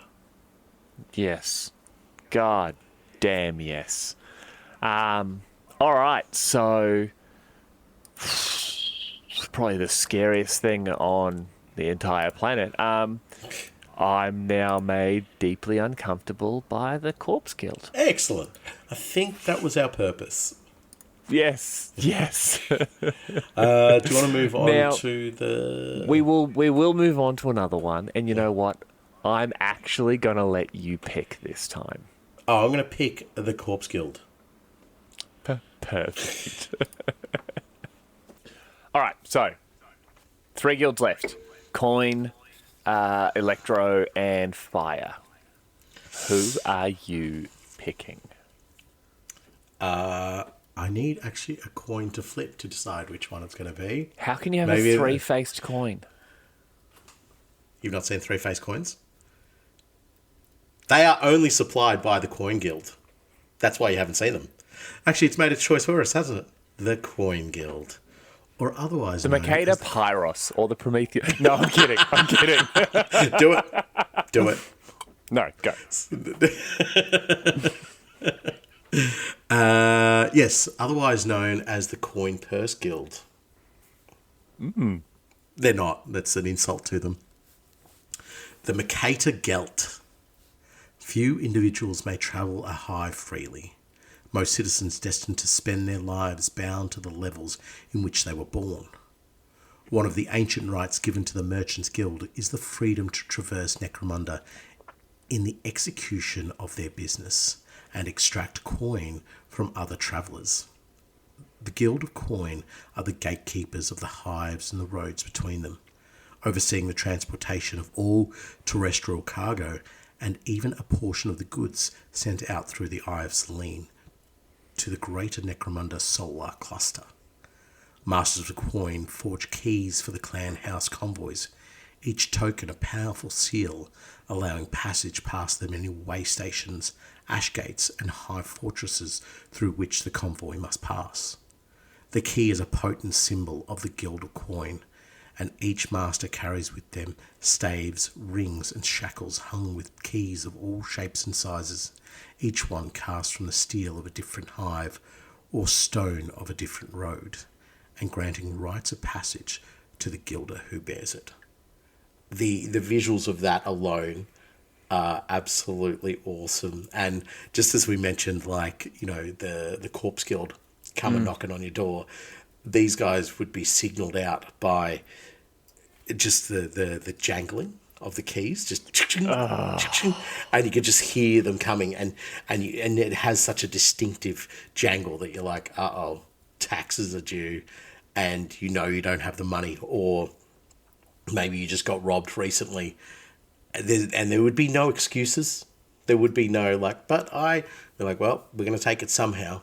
So I guess that's actually, that poses an interesting question straight away, doesn't it? Of what exactly is their method to regain the coin? Like, say if I came to you, Sam, I'm like, chink, chink, chink, I've got all your keys, I unlock your home door because I've got your key somehow, because I'm Makeda Guild. Knock on the door. Yep, coming in. Where's the cash? Give me the cash. Give me the cash. That's the catchphrase of the guild. Yeah, 100%. No, I think the keys... Wait. No. I come and ask you for where's the money, and you don't have any money. What do you think they take in lieu of money? You. They take you. They take everything. They would be then the ones turning around and going, well, look, we've come to your home, or we've come to your hovel, or we've come to your factorum, or whatever.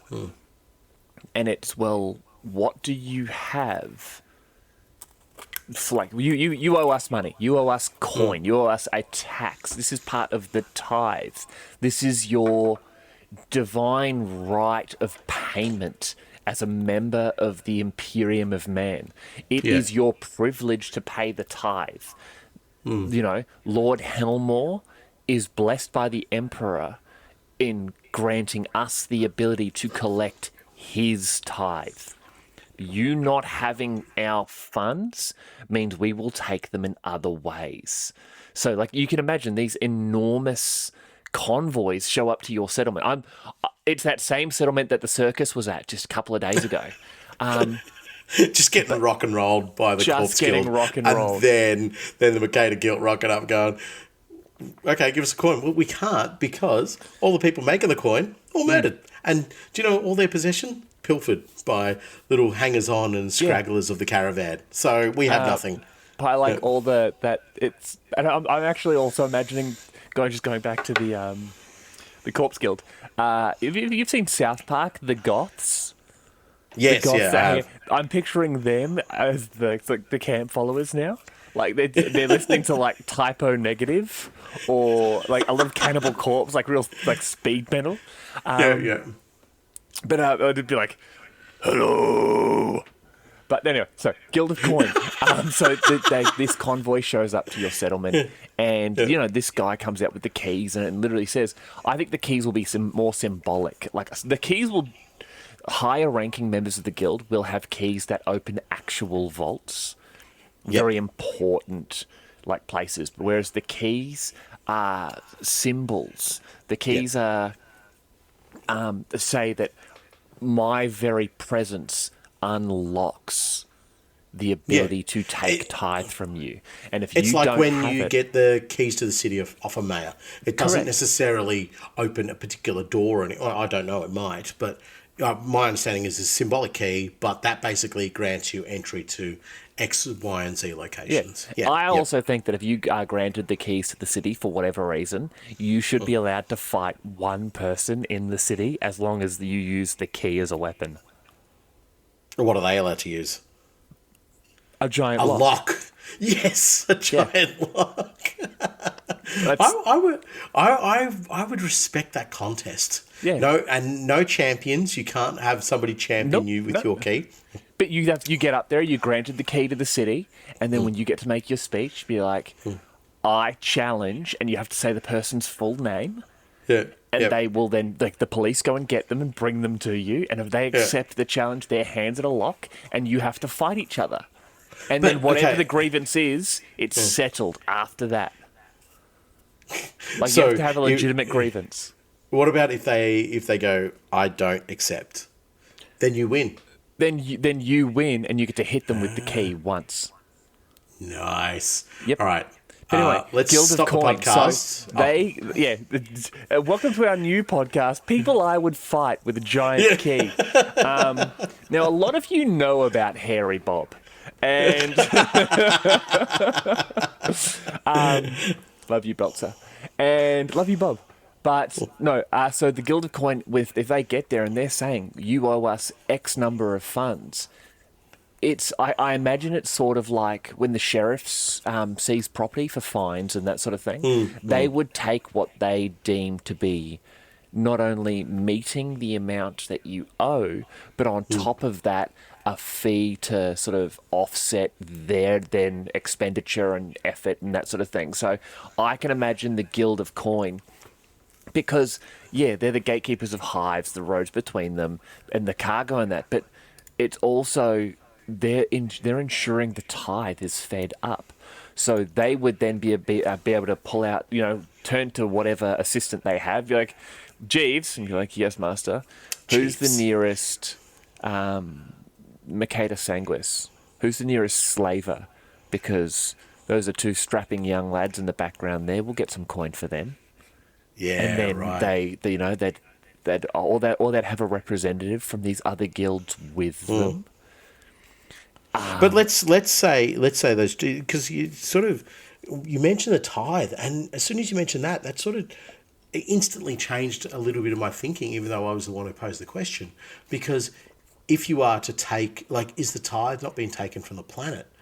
And if you are to take away from, say, a manufactorum to be able to produce that tithe, then it all starts to get a bit muddy. Do you know what I mean? Like, imagine if you've got a whole hab unable to pay. Do you then take the hab away? Like, it could be thousands of people. Or do you then sell them into slavery? But then the local manufactorum can't maintain itself. So somewhere along the line, the system's not working because they don't have enough money. Yeah. And sorry, I'm probably overthinking it a bit. No, but like I agree with you, but I think we've also skirted around the fact that a lot of the aspects of the Guild of Coin is going to be at toll points, entrances to hides, settlements, and that sort of thing. I think a lot of it would be them effectively saying, enforcing tolls coming across bridges, it's like, for example, and then going, well, the toll is 75 credits per wheel, and then you have a tonnage fee. So for every ton you have, it's an extra 15 credits. Plus, I can see you are wearing white after Labor Day, so it's an extra 2 credits per actual toll there. So it's now 77 per wheel. Yeah. Now, how many spare wheels do you have? You don't have any spare wheels? Mate, you're going to have to pay the no spare wheel fee as well. So I think a lot of it would be them generating the funds in that respect. That makes a great deal more sense rather than necessarily going around and knocking on doors and asking for taxes. Basically, it would be more an industrialized method of draining the population and getting your money that way. So you'd find the choke points of where the population is, and that's where you'd be pilfering money out of them in a way that looked like it was just the normal day-to-day thing. Like if you want to use the toll roads here in Melbourne, you're like, I've got to use them. So I just get punched in the wallet every time I go use them, but it's just part of what I do. And that's what would happen, I guess, on Necromunda. You wouldn't necessarily be expecting a tax man at your door, but you know that tax is going to hit you when, maybe if you are going into your manufactorum, you have to take the tax for the morning absolutions on the machines. Yeah. And then when you leave, it's the end of shift absolutions on the machines. Correct. And there's somebody standing there with a representative of the Mechanicum and also a representative of the Mercator Gelt. Yes. All right, swipe your card, move on. But I can imagine these groups, like the more established ones, the lower ranking members would be the ones having to travel settlement to settlement to gather the money. They're the ones knocking on the door and saying, well, if you don't pay me my money, I'm going to sell you into slavery. Or, okay. I understand you love grandma, but she'd be a little bit of tasty lunch down at the corpse grinder factory. You know what I'm saying? Jesus, So but then the higher ranking ones would have their own little settlement points, and they'd be, you throw your coins into the toll booth, and then the little arm lifts up, and if you don't, a servitor with a heavy bolter shoots you 18 times, and then they charge your family. But then the highest ranking ones would have almost like offices in larger settlements where those webs of travellers and toll roads would all feed back to them, and then from them they would feed back into the hives. It's a reverse funnel system. I don't want the funds go from the bottom to the people at the top. Exactly, reverse funnel. It's trickle up economics.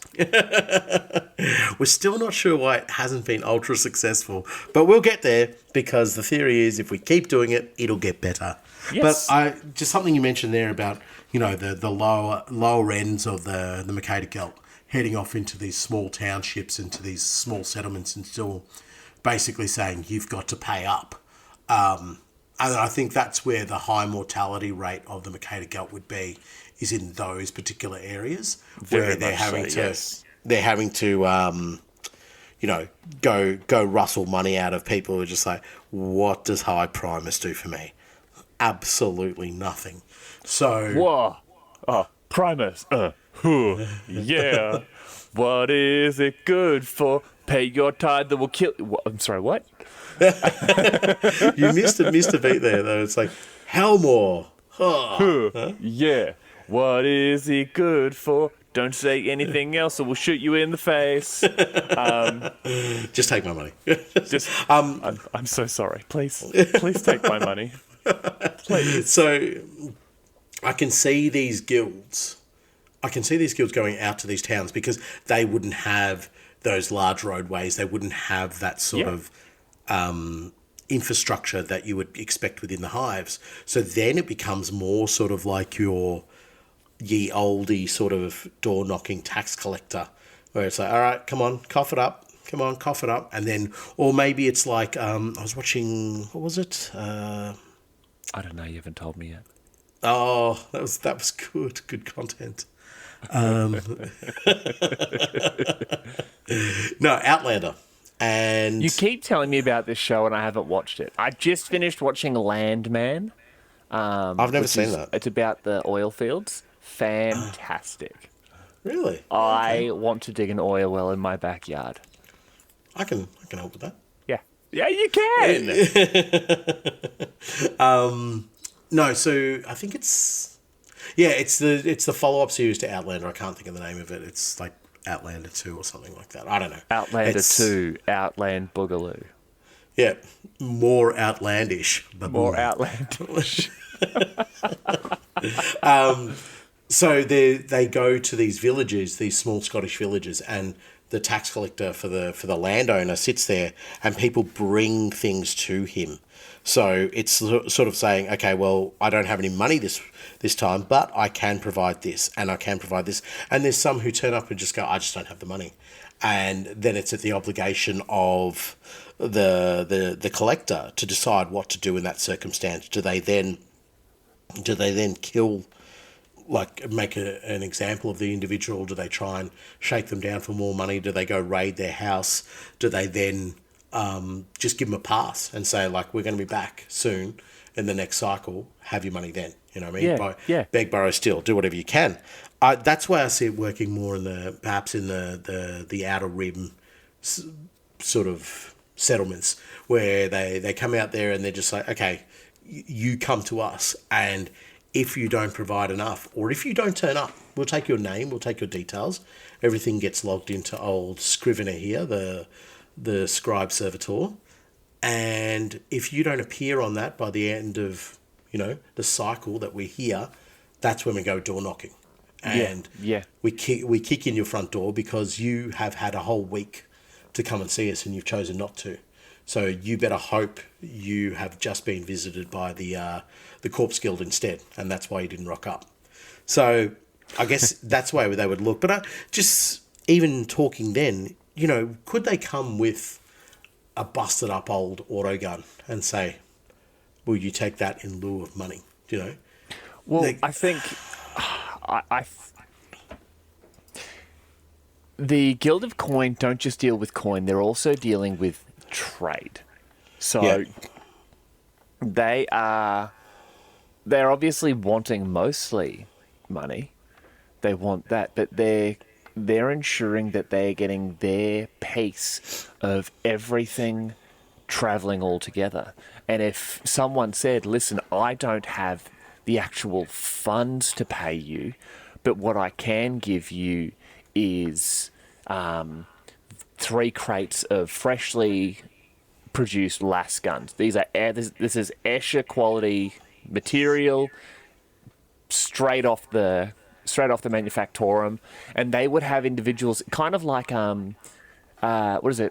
porn stars, where it's like, I've got a guy who can look at that. I know a guy who is a bit of an expert on las guns. Porn, Pawn. I can see where I went sort of left field there. Yeah, I was waiting for you to talk about shellfish, but then Yes. I thought about what you said. Yeah. Prawn stars. But no, like you can imagine they would have people and they could look at them and go, we could pass these on to, Timmy Gunsmith, and he can look at them and we know that he'll give us for the 10 guns in the crate, he'll give us, 3 crates per gun. We've got 30 crates per crate. We have 3 crates. That will allow us to recoup not only what he owes for these tolls or for this tithe, but also allow us an additional 15 credits in regards to what it would take us for our time. I'll allow that. I'll mark that down as paid. And according to the tithe, what is it? What did I just say? 30, 90. So the 75 credits that he actually owes is paid. Yeah. That 15 credits goes into the pocket of the Master of Coin.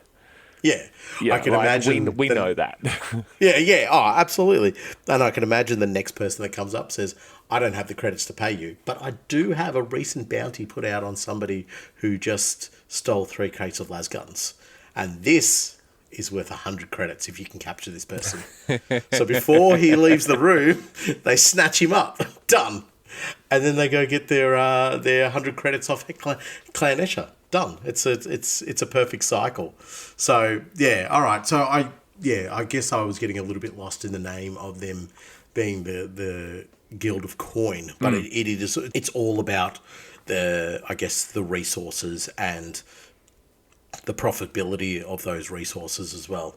So what does this look like? Like, and I think the other major factor would be the taxes, and it's mentioned there about stuff going off world. So I guess that would be the tariffs that would be being imposed upon shipments going, like between hives and as I mentioned, off world, and that's where they would be making sure those are paid, and Yes, not just absolutely. not just being left as like notes of credit of saying I IOU, because imagine if something is going off world, has an IOU left, and then gets eaten up by the warp. That's it. See you later. Thanks for all the fish. No matter how reliable they are, you wouldn't be able to take that from them. They would actually have to provide you with money before they could leave the planet. And it particularly, I guess there would be, circumstances in place where if they are going to a particularly dangerous hive, or they're going past, the skull, or via, they're going to stop into the trade ports at Hive Secundus, you'd go, no. Your money that you pay to leave this hive with those goods needs to get paid here and now. So if you don't have that, you sell what you can here, give us that money, and then you can boot off because you're going into danger territory and we can't afford that. Or, and this is the fledglings of a gang idea. This is where the Guild of Coin would have hunter parties. So there would be people, merchants who would just be like, no, well, I don't have the money and I'm not selling my crate of las guns here because I know I'm only going to get half the price as what I will over in Gothrel's Needle or something like that. So I'm going to take them, and then when I come back, I'll beg for forgiveness from the guild. But and I know I'm going to have to give them 20% more than I would have now. But the profits I'll make from taking them to Gothrel, and you can imagine them arguing that with one of these Masters of Coin. Yep. But if I take them here, I make more money, which means you make more money. And those hunter parties, I'd love to see the because just because of the power. I think of the Guild of Coin very similar to, is it Ran Low, who have they're the auditing conclave. Yes, that's it. Yep. I'm picturing them, the Guild of Coin, also then either having like maybe one of those militaristic accountants we talked about back then, and that the Upper Hive Lorekeepers talked about in when they mentioned House Ran Low, or one of these hunter parties where the Guild of Coin goes, that's fine, we are going to send 3 of our agents with you, and they will ensure you get to Gothrel's Needle and you can sell your weapons, but it won't be the extra 20% that you've just promised me. You'll pay us an extra 35%, with the 15% being for the rental of our agents, and then an extra 5% on that for them bringing the money back to us. And you're between a bolt pistol and a hard place. And unfortunately, you have to accept that you're going to make an extra 50% taking them to Gothrel's Needle. So you're really only making an extra 10%, but you are making something. Yeah, it's better than what you're doing here. But I would see a condition like that only being provided to merchants that they know. So if a merchant who they didn't have a reputation, or was maybe had a bit of a crappy reputation, if that merchant decided that they wanted to try and pull a shifty and then come back with more money, that's when I can see these hunting parties being definitely more militant and going out there and just wiping them out. Yeah. And where we talked about with the Corpse Guild, where they would just go, we just want the bodies, everything else is garbage, like we don't care about it. That's not how we make our money. These guys would just be pilfering everything. They would be the reverse of the Corpse Guild. They would take everything but the bodies. And then they'd send a text message to their local Corpse Guild representative saying, bodies here, send us and then a PayPal request for $50. Yeah, exactly. Yeah, send it send us the coin, and then we'll give you the exact location of them. And they're still fresh, still steaming. How do you know they're fresh kills? No reason. No reason, just gelting it up, mate. That's our term.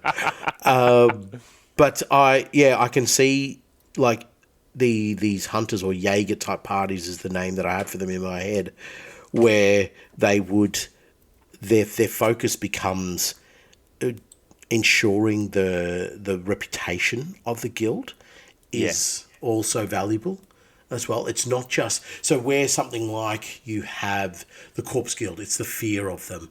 You might have the Slavers Guild, which is just the terror of being taken up as a slave. The Guild of Coin wouldn't have that. They would have to have this aura about them that said, do not attempt to cross us. Do not attempt to mess with the money. As soon as you mess with the money, that's when you're in real trouble. You can do many other things on this planet, and you can do many other things in our presence. But if at any stage you're making our collectors look like they aren't powerful, they're the be all and end all of collection duty, then we are going to absolutely annihilate you. And I think that, and again, that would be a condition that would be set on individuals who haven't got as much prestige or reputation within Necromunda, because ultimately they want to ensure that money keeps flowing, and you can't do that if you kill off good merchants. Correct. But you can't have merchants thinking that you guys are a soft touch. So you go, okay, they've decided to boot out of here. We can't have them doing that. Send in our best hunters or send in whatever, and make sure that the only thing that comes back of them is a severed head of their gang leader or their merchant leader, and make sure that is displayed wherever the Guild of Coin is for the next 3 or 4 cycles. But on top of that, I like to think that the Guild of Coin are also able to then market themselves as, hey, who would you rather be in trouble with? The Guild of Coin, where we are reasonable. We may not be too reasonable, but we're still somewhat reasonable. Or House Ran Low. Or if you screw with them, you're risking breaking imperial law by not getting us our cut. What if we call the Arbites? What if we get the, what are they called? The administratum involved. Yeah. They're able to turn around and play it off as something of a, hey, we want to help you. All we're asking for is a measly, what was it, 77 creds per wheel, and your no spare wheel fee, and your tonnage fee, and you're obviously bringing dirt into the settlement. We're gonna have to establish a cleaning fee. What's worse? But do you want to pay that, or do you want to have to deal with the Arbites? Because I don't know if you know much about them, but they're not a fun group of fellows. They do bite. They are bites. Yep, they are biters. Yeah.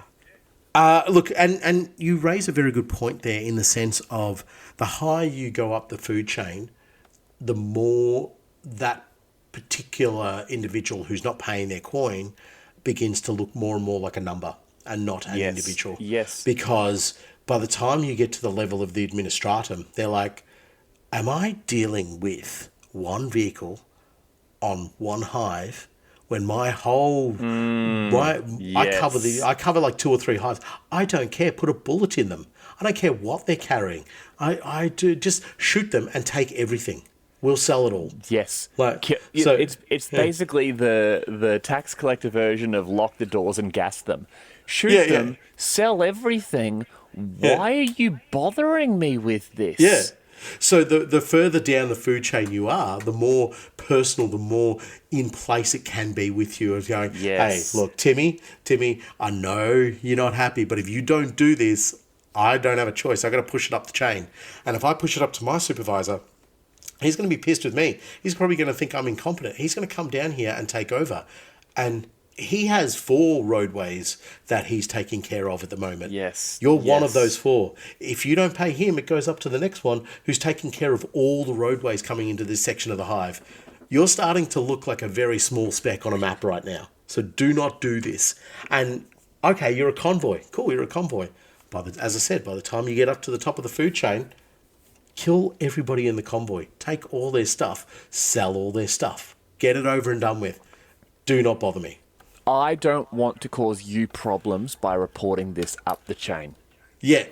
It was just the measly 80 credit per wheel fee. And I think we agreed on a 75 cred, no spare wheel fee. And I said 77 before. I just got an update. Like, this is why I was trying to get it done. I'm trying to do you a favour. Yeah. Exactly. And the more you would push the buttons of, I can get away with doing this because maybe I got away with it once when a particular Guild of Coin member was, dabbling with a bit of a Slanesh cult and was a little bit distracted. So, yeah, I'll try it on this time. And they're not going to work. Do not do it. And it's one of those things, I think, no matter where you look at in human history, don't mess with the money. It's just like... What was it? The IRS took down Al Capone. Death, taxes, and... the famous saying of like... Was it death, things that are inevitable. Death, taxes, and Space Marines getting another codex. I like that. Well, no, Space Marines getting another Primaris Lieutenant. Death, taxes, and Primaris Lieutenants. Everyone knows that. Well, so looking at the sort of rules section of the Guild of Coin. So once again... They're a guild, they're law-abiding, they don't want to deal with any stupid criminals unless they are taxing you. But some of the cool benefits to the Guild of Coin. They're a strong alliance to House Orlok, which makes sense. Now, they have a special rule called Tollways. While the gang is allied with the Guild of Coin, whenever they would gain credits at a reward for playing a scenario, roll 1 more d6 than normal. I.e., if the scenario would give you d6 times 10, then the Guild of Coin would roll 2d6 times 10. That is massive. Yeah, I know. It's huge. Then toll collectors. While the gang is allied with the Guild of Coin in the pre-battle sequence, the gang may attempt to add guild representatives to the form of toll collectors, which is their sort of add-on group. The drawbacks, once again, when you roll the scenario 1, 2, or 3, you got to choose looters, smash and grab, caravan, heist, or escort. Yardy, yardy, yardy. And here's where they come down on you. Collecting tolls. During the post-battle sequence, if the gang gained any credits as a scenario reward, the gang must give up a portion of this to their guild allies. So I love how they let you roll an additional d6 just to take it back from you. It's kind of like a tax return. You only get it because the government stole your money. That is so clever. Yeah, go on. The gang must give d3 times 10 credits to the guild. If the amount rolled is greater than the amount gained, the gang must give the full amount gained to their allies, and the alliance is automatically tested. Alternatively, the gang can choose to keep all of its rewards, but if they do, they must test the alliance. So, if you roll that extra d6 and roll poorly, you could actually owe more money than you earned. Yeah, but I mean, you're going to roll double ones and then you're going to roll d3 times 10. So it's either... So that would be the only way it could happen. Or unless there's other things that you might lose. Like, say if you only roll 20 credits and then you've got to pay X, Y, and Z. 30. Yeah. Yeah. But like, there could be other things that come out of your gang as part of your, like, costs. Oh, do you know what I mean? Yeah, right. That's wonderful. Yeah, go on. When allying with them, you do get access to the toll collectors. Now, on Necromunda, every road, byway, tunnel, and gate are owned by the Imperial House. These are the arteries of its trade and much of its power. and, as a result, each one is carefully controlled. The Guild of Coin taxes and controls these pathways for Lord Helmore, and acts as guardians to the many trails and tunnels that link the levels of a hive together, or link hive clusters across the toxic wastes. Clad in glittering coats of keys, with staves graven with passwords and hung with tokens of their long journeys, each master of coin is a keeper of the ways.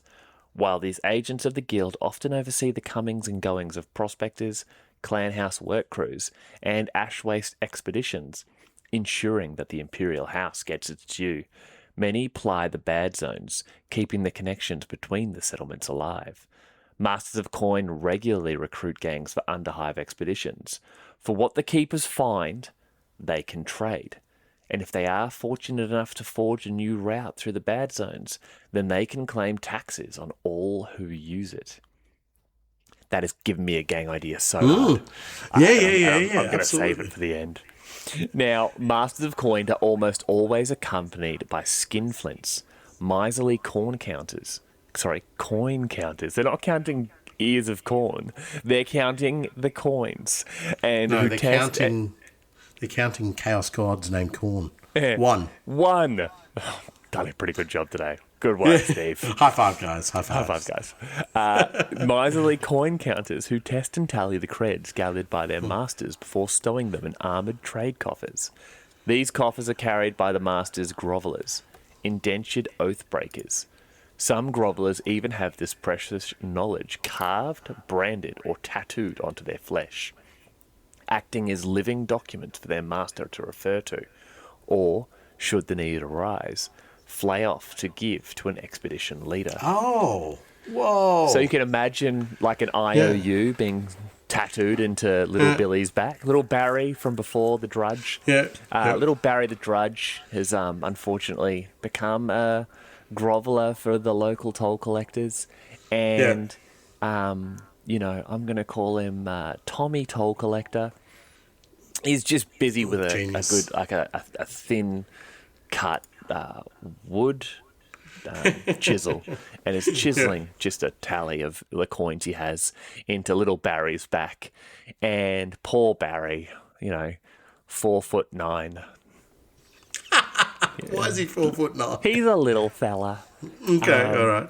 He did well for a drudge, a 4'9" drudge, to make it up the lot. Well, he's 7. So he's having the information carved into his back. And then, unfortunately, Tommy Toll Collector made a mistake, so he has to cross it all out with the chisel. And you can't see this because this is an audio medium, but I'm making chiseling motions. Yes, and Nathan looks like he's going to be sick. Yeah, it's disgusting. But no, that's horrific. That's horrific. But I love that idea of the toll collectors hiring gangs and basically mad-catting their way, sort of like fur trappers in the Americas, when they were just heading out into the wilderness trying to find a trade route. And then so they established that trade route, and they just say, anyone who wants to use my route to cut a full day off getting from this settlement to this settlement has to pay me money at both ends. Like, that's genius. I love this. Now, I think these pathways would be safe as well, because the Guild of Coin would be fixated on making the money. There's no point robbing people because they're not going to use that pathway again. And it's not like they're providing security, but they're not actively killing people on that particular path. They're like, no, we're not going to do that because we want people to continue to use this so that they keep lining our pockets. We don't want them to die while using our path, because we get paid when they start on one end of the path and when they end on the other one. Yeah, why would I want them to die? Yeah. Only get paid once, idiot. Yeah. Ew, brother, ew. Yeah. Brother, Yeah, that's it. Brother, only get paid once, No. When you say brother, I imagine talking to a space marine like that. Brother, Brother, I still think of that video on Instagram of the space marine killing Tyranids. I'm still standing. Just genius. That was a Primaris lieutenant. That was. Yeah. Well, death taxes primaris lieutenants. There you go. Now, Yeah. the Toll Collector's Warband is made up of 3 separate pieces: the Master of Coin, the Skinflint, and the Groveler. There's a special rule called highways and byways. If the gang that the toll collectors are fighting for is a defender in any scenario, they may attempt to steal the initiative from the enemy. After step 2, but before step 3 of the pre-battle sequence, make a leadership check for the Master of Coin. If the check has failed, the battle progresses as normal, with the other player continuing as the attacker and choosing the scenario. If the check is passed, the Master of Coin has successfully led their gang into position to ambush their attackers. Play either the ambush scenario or the trap scenario with the Master of Coin's gang as the attacker. This does not have any effect on the territory at stake or any other outcomes of the battle within the campaign. This represents just what we were talking about. This Master of Coin has his own little secret trade route and is going, we can use this to get them before they get to us. Yeah, exactly. I love that. Yeah. Yeah, and that's what I can imagine that they would be doing a lot of this with as well, because the value of the Guild of Coin, and particularly what you're saying just from the rule side of it, of having to dish out money from your own pockets to have an alliance with the Guild of Coin, well, the benefit needs to be that I've got agents working left, right, and centre here, all over this region, finding these particular, tasty tidbits of information about when a particular convoy is going somewhere or something along those lines, or when that gang that curb stomped you a couple of months ago is going to make their move, we are going to be all over them. Remember, though, you need to be emptying your pockets to me. That would be the principal task of what we're doing. So we're going to go kill this gang. We're going to drain their pockets, and I don't want any of their loot. Like, I'm not pilfering off them. I'm taking from you because my alliance is with you. Correct. And this is where, like, when we were talking about the Corpse Guild, where they would be focused on one thing, this is where I could see that the Guild of Coin zeroing in and saying, because you wouldn't want to damage that alliance with the gang further as well by going, we're going to go through and loot ourselves. No, you're not. This is all for us. This is, we're going to take all of this and you're going to get your cut as normal. And I think that's where the Guild of Coin would have to definitely, like, just back off and just be like, 100%. Cool. Yep. You do what you need to do, and we will back off. We will get our claim, and yet we will still provide you with a service to outmatch your opponent, to outdo them. Till that gang would become a bit superfluous, where they've worn out their usefulness a bit, and then the Guild of Coin just goes, well, we can make the same amount of money off you that we can from somebody else, so see you later. Yeah. Meet my friends from House Catalyst. Yeah. Catalyst, baby. That's the last words they heard. Stab, yeah. Now, the Master of Coin has a las pistol and a power knife, which I love, and is equipped with a displacer field and a gun skull, because nothing helps you count coins like a skull with a gun in it. Yep. The Skinflint has a plasma pistol and a fighting knife, and has mesh armor and a cult icon. That cult icon is guaranteed to just be a stick covered in keys. Oh, yeah. Absolutely. I'm trying to think. There isn't... Because there's no miniatures for these guys. Not yet, no. There is a miniature that has something like that. I can't even remember where it's from, but it was like a... It's the Iron Golems from Warcry. He's got the standard with the coins. That's probably under the what shield, I'm thinking of. Yeah, that's probably what I'm thinking of, yeah. And, like, you just, just model yourself up a few tiny little keys, which I think would probably be quite easy to do. Hit up any Dark Angels player. Yeah, just be like, what do you want them for? It's a secret. How do you know I've got keys? That's a secret too. I'm not forgiven. No, what do you want them for? It's a secret. Well played. Have the keys, but don't tell anybody where you got them from. Also, I love Luther. What? Nothing? I said I love the Emperor. I was going to say, if it makes it any better, my Master of Coin's name is Luther. Take all of the keys, brother. Oh, God. Traitors. Meanwhile, there's Asmodai is just peeking around the corner. You son of a bitch. Just a little offshoot to the episode. Me and Sam were talking not too long ago about the lion coming back, and we're not all over the history of it, but we're pretty close. And the lion saying, "Oh no, all these Unforgiven, they're all good now, bro. They're fine." And then you've got, I think it is Asmodai, who's just like, "No, they're not. I don't care what kind of cat you are. Like, I got me some blades. What are they called? Blades of Redemption or something like that they're called. Yeah. I got me some blades of redemption that are just pining for an Unforgiven, and you've just brought a whole bunch back to the chapter. So I got to do me some cutler. Asmodai's just spent the last 3 hours attaching nipple clamps to some poor bastard they've collected, and he's then looking at the lion like, are you kidding me? He's got the jumper cables connected to the car battery. Like, what are you talking about? What do you mean they're our brothers again? Oh, absolutely. He's just, and then just still touches them to the car battery. Just, I can't help myself. Okay, someone delete that email and say we never got it. Yeah. It wasn't an email. The lion is literally in the room with us. La la la la la la la la. I can't hear you. La la la la la la la la. Yeah, broken up with the zapping of the nipples every so often. I just love it.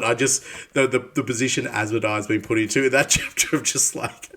And Samael's just like, wait. So what's my job now? I'm just a guy on a jet bike. What the hell, Dad? Oh, great. I'm a white scar. Cool. Thanks. Oh, you've leveled me down to that.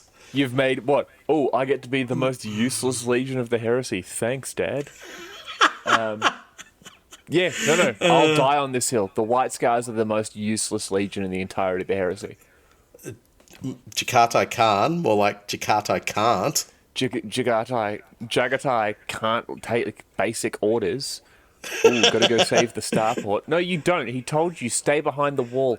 Why were you on top of a rhino? Why? Although, do you remember the White Dwarf that they did the Battle of Holy Terror, and there was actually a Jagatai Khan riding the rhino? He had the chain. Yeah, I do remember I've got that issue here somewhere. It is probably one of my favourite Warhammer images ever. And do you know something, and I know we'll get back to the Gilded Coin, but something I only just recently found out, because this is how little I care for the White Scars, is that they turned traitor. Yeah, a whole bunch of them did. Yeah, a whole bunch of them did, yeah. I did not know that. I was just like, what? Then Jagatai basically, gave them, that disappointed dad look. Yeah. You know the look. Not because you've disappointed your father, but because we have children and you give them that look. And because we're both disappointments to our fathers. Yeah. But he gave them that look, and then they were just like, you're absolutely right, send us on suicide missions. Yeah, absolutely. He shamed them into becoming loyalists again. Yeah, and it was just one word. Hiya! Hiya! No, fight. What is it? No, what's his name? Uncle whatever. Oh, he's on Instagram. And people will know he's in orange. And he goes, "Foya!" Foya! Foya! Yeah. That's all that was broadcast over the ships, and they're just like, right, okay, yeah. Nah, you're right, boss. We did stuffy uppies. Sorry, Dad. Yeah. Sorry, Dad. Anyway, Gilded Coin. Gilded Coin. Then you have the skin. He's got the cult icon covered in keys. Then you have the Groveler. They are armed with either a long rifle and a fighting knife, or a shotgun with solid and scatter ammunition and a fighting knife. And you get 2 Grovelers. So they are very That's quite much a few so, members. It's 4. 4 seems to be about average. Plus the gun skull, so effectively 5. Yeah. Okay. Yep. Yeah. Okay. They're good. This is a good little band. I love the fact they can have long rifles. But yeah, me personally, I see them with the shotguns and basically standing in front of the Master of Coin at all times. Yeah, like street sweeping shotguns. Yes. Yeah, like once the rabble starts to rabblize, they just go, look, hold on to these for us, would you? Boom, boom. Grudge hunters, they're called. The street sweeper shotgun. Yeah, don't worry, you didn't need to clarify. I understood your pathetic statement. Okay. Oh man, it's evilest gang in any hive city, and that worse than gene stealer cults. But yeah, I kind of, I don't know, like with the as we've been talking about them, I just had a quick look at the Cities of Sigmar range miniatures. And Okay. these guys would Are be we doing perfect. this now? No. We don't really do this for the guilds, but this is a lot of like where my brain went. I think Cities of Sigma. Oh, okay, I'm in it. Cities of Sigma. Go. there's just enough there to make up a wonderful representation of the Gilded Coin. The And for Free me, Guild Marshal. the and Free Guild the Command Relic Corps. Envoy. The Free Guild Command Corps. Yeah. No, you're absolutely right. You are absolutely right. And you just adorn them with keys. There's something that says to me, like, you could have a following around them. Do you know what I mean? So just back in the days when I used to work in an abattoir, and every so often we'd have like mass recruitments and people would just rock up, and it was just sort of like picking who you wanted, and then everybody else, see you later, thanks for rocking up, but there's no work for you, like very, almost like 18th century style. And the ones you didn't accept were sent into a grinder. Yeah, exactly. But that's where I see like this following. It's just individuals who know the Gilded Coin has coin, right?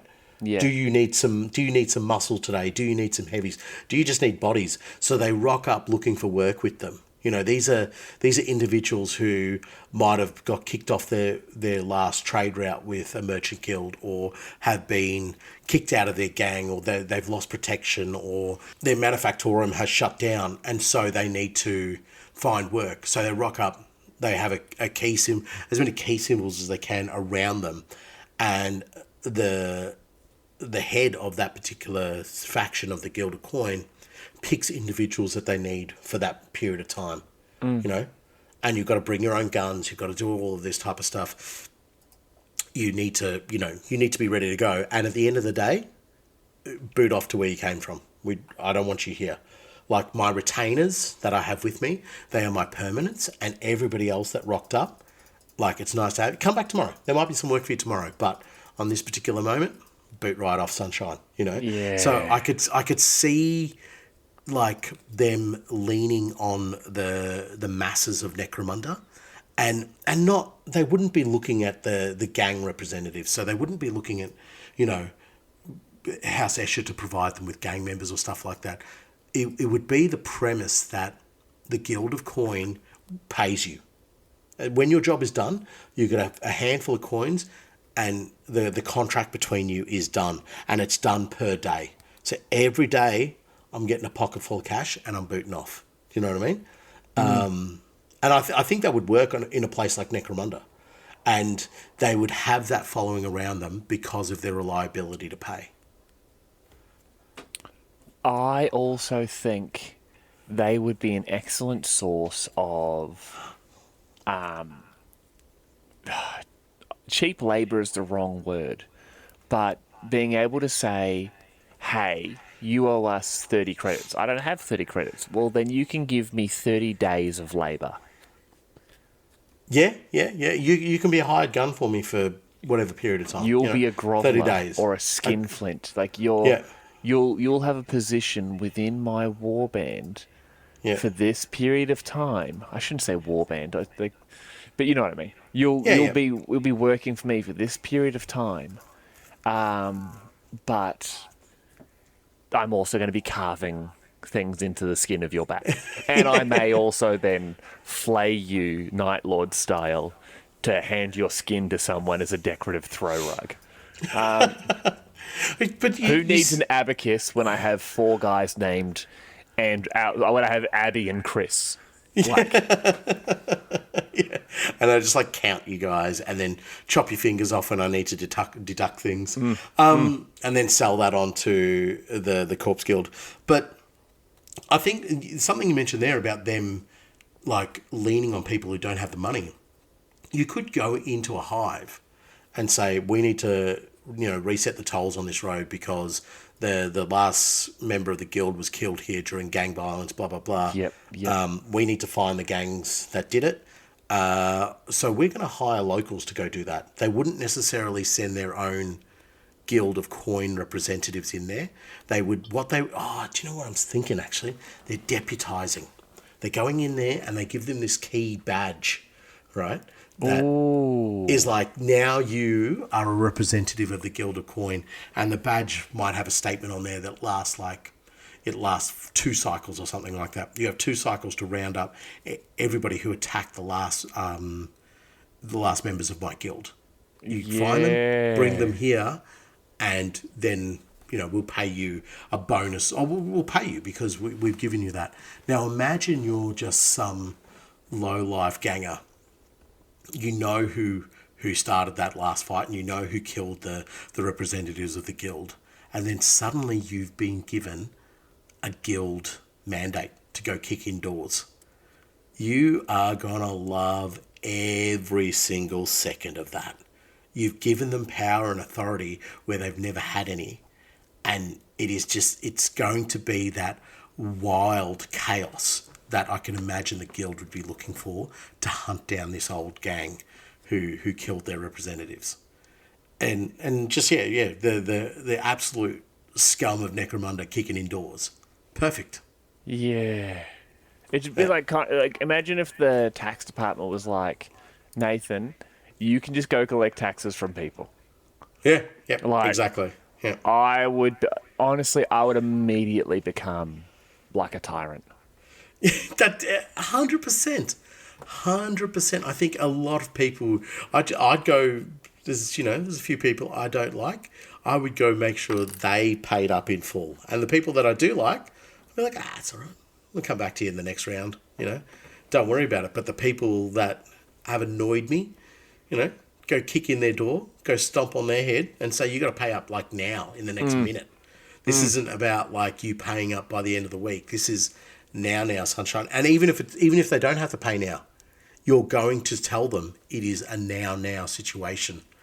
Yeah, I could definitely see that playing out. And now then you accompany that with like plasma guns and auto guns and, power knives and picks and all this other stuff. And suddenly you have a very hostile situation on your hands that I still think would be in control of what the guild would be doing, because they would still be able to create a sense of autonomy to it as well. Saying, yes, we've given them an edict, but we didn't tell them to go shoot people. We just wanted to find this gang. We wanted to find this information. Oh, why don't you use the Palinites? Palinites are busy. They've got their job to do. This is our job to protect our own. So they basically create their own guild militia. Damn it. I'm now picturing basically just rounding up the poor and militarizing them. Oh, wait, sorry. No, we already did that. It was called colonialism. Yeah,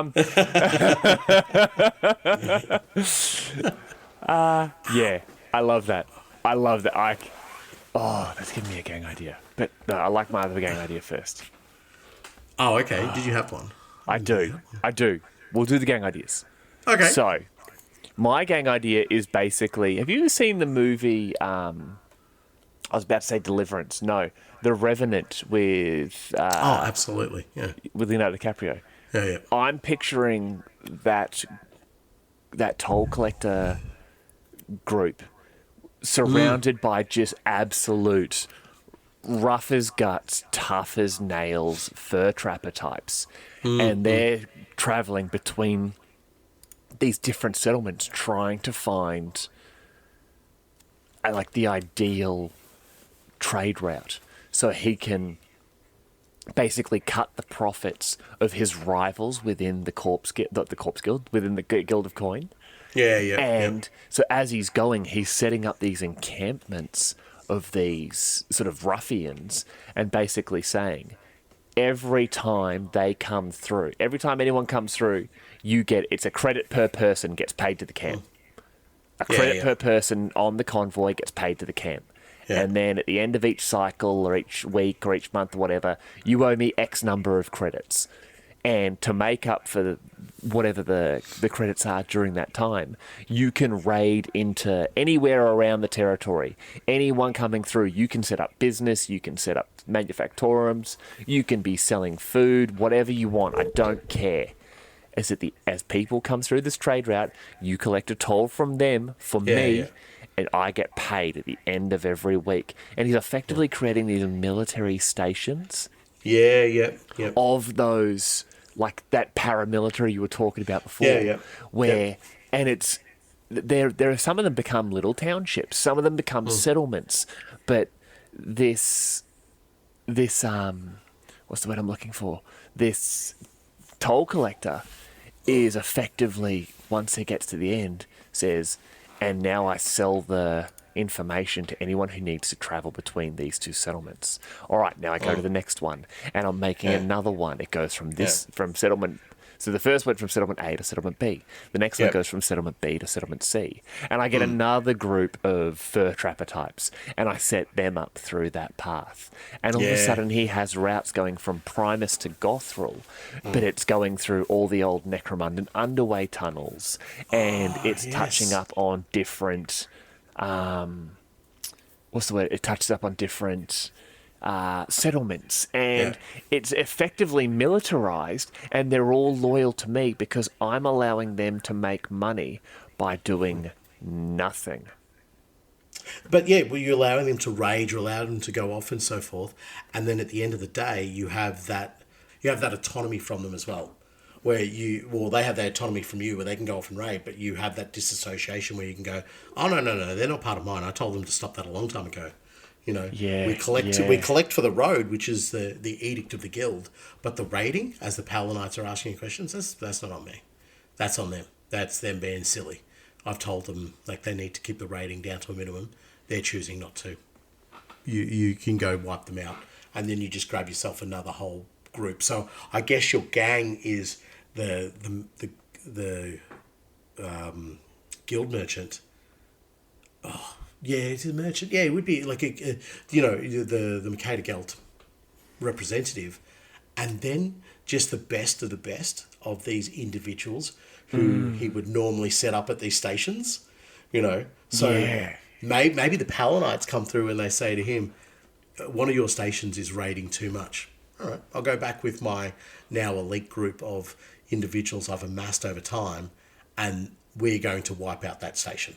Yes. They come through, they collect their money, and then that night they kill them all, and they've already got another ragtag band of mercenaries ready to go in there. Yeah. But you can imagine when they get in there and they wipe out whoever's been there previously, and they do that, and then they turn around and go, all right, now you've helped me get rid of them.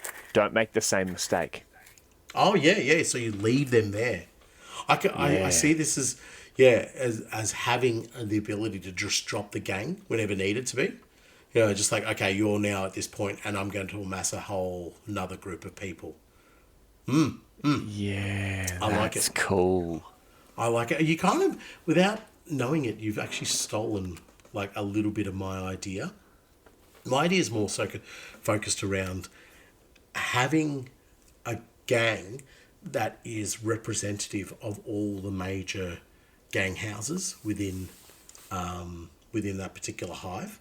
So you may not necessarily need to represent all 6, but you might have 3 or 4 members in there. You might have an Escher or 2 or 3 Eschers, 2 or 3 Orlocks, whatever the case might be, 1 Delark. And what they are the fixers for your negotiations with each of the house gangs. So when this merchant turns up, I keep calling him a merchant, but when the Gilded Coin representative turns up, he doesn't go in there and does the talking for himself. He leads this little envoy, but he sends in the representatives from House Orlock to talk to House Orlock. Yeah. It's them saying to their brothers, look, don't mess with the guild. right? You're skating on thin ice here. Don't do this. We know what you're doing. Pay us the money. And they would be looked at as traitors and snakes and so forth. But it's a way of the Guild of Coin saying, we're speaking to you with your people. So we're not just going to come in here and demand off you because we respect your gang houses. But we are also saying that we are demanding of you. So we're going to use your own to talk to you. But once that conversation is over, if you have not decided to do what we want you to do, then we have a very different conversation with lots of bullets involved. Yeah.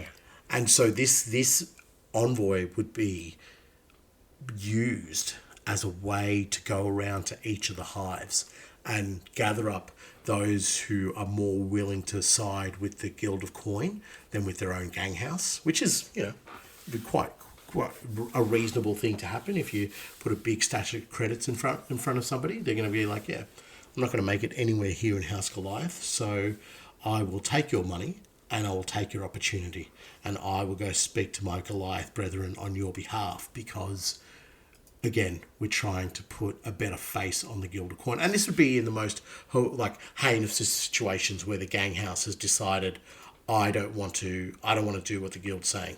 Like, come to my door and we'll talk. And by talk, I mean I'll kill your representatives as they turn up because I'm happy. Yeah, I'm happy to roll the dice on this. So I think the idea for the gang is not necessarily something that's necessarily going to follow the line of the law within the game, but it gives you an opportunity to have members from each of the main houses all bedecked in these different types of symbols of keys from all the different houses and how they would do it. So somebody from House Cawdor would have lots of bone fashion keys. Somebody from House Escher might have these really ornate looking these keys, these, a little bit over the top, very Baroque looking things. Orlok would just be like a rock attached to a chain because it's like, or a grinder or a hammer. Sorry, not Orlok, Goliath. Orlok would have, shotgun keys and what have you, and keys with like a demo charge strapped to them and so forth. So all these different types of ways that you could have all this variation, I think, is the mindset that I have for this game. Oh, I really, really like that. I think that's probably one of your best ones so far. Yeah, I'm very clever. Also, just before I forget, if anybody do you remember Tollbooth Willie? Adam Sandler's Tollbooth Willie? No. Oh, dude. All right, go look it up. If you don't know it, go look it up. It's very funny. And for the whole time we've been talking about the Makeda Gelt collecting tolls, all I can envisage is it is like Tollbooth Willie. It's just an audio clip. It's from like maybe the early 90s. No, sorry, late 90s. Very, very funny. But that's your homework for the week, guys. Go find Tollbooth Willie by Adam Sandler and then put the Makeda Gelt imagery on top of that, and you will have yourself a sensible chuckle. Okay. I'm going to go watch. But you said Tollbooth Willie. I thought you meant like Steamboat Mickey. Oh, right. No, yeah, no. I don't know. I don't know which of this is going to work. So, okay, of the two guilds we've discussed tonight, which is your favourite? This is actually one of the rare cases where I've really struggled to pick which one I like. The grim, dark nature of the Corpse Guild makes it like scream to my 40k heart of like, yes, this is it. Like eating the mangled up remains of humans that have been processed into whatever. That is just totally 40k. But I don't know. I think there's so much like that. The Corpse Guild is so linear in the way that you would go about things in a very like explorative way. You can take it into so many dimensions, but it is always going to be about making sure body goes into the grinder.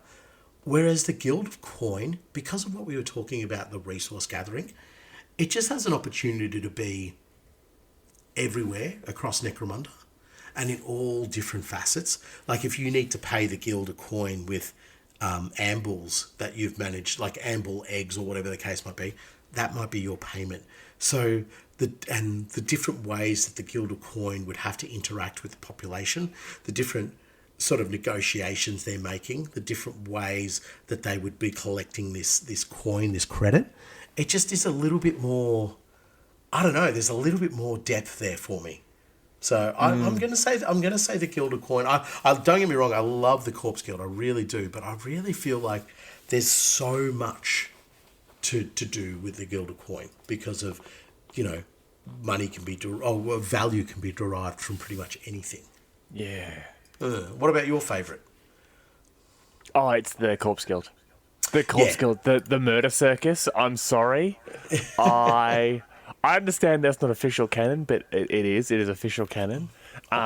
We read it in a book. I love it. It's horrific. It is absolutely horrific, and you just like the fact they could just show up and be like, huh. There's not enough dead people in the streets. What should we do? Go make dead people. You got it, boss. Yeah. And I know I mentioned them as vultures a couple of times, but like they're the vultures of the Underhive. They are genuinely just picking at the carrion, and they have so many positives about them, but at the end of the day, they're ghouls. They are just ghouls. They are the thing that goes bump in the night, and it is just they terrify me. The concept of them terrify me. Well, as I said earlier, there's something uniquely 40k as well, and that's the bits of 40k that I really love the most, is stuff that you may not necessarily see across other formats of sci-fi. So, something like the warp, the way that works is particularly terrifying, and something like the Corpse Guild of, the industrialization of cannibalism basically is what it is. So I totally get that, but as I said, like I've got my erring towards the Guild of Coin. But, you made a poor choice, but it's an acceptable choice. Okay, now of all, I believe, 6 of the guilds we've done so far... Oh, don't ask me that. Which is your favourite? Because honestly, mine's still the Air Guild. Those Zeppelins just floating through the sky, like many bubbles, you could say almost.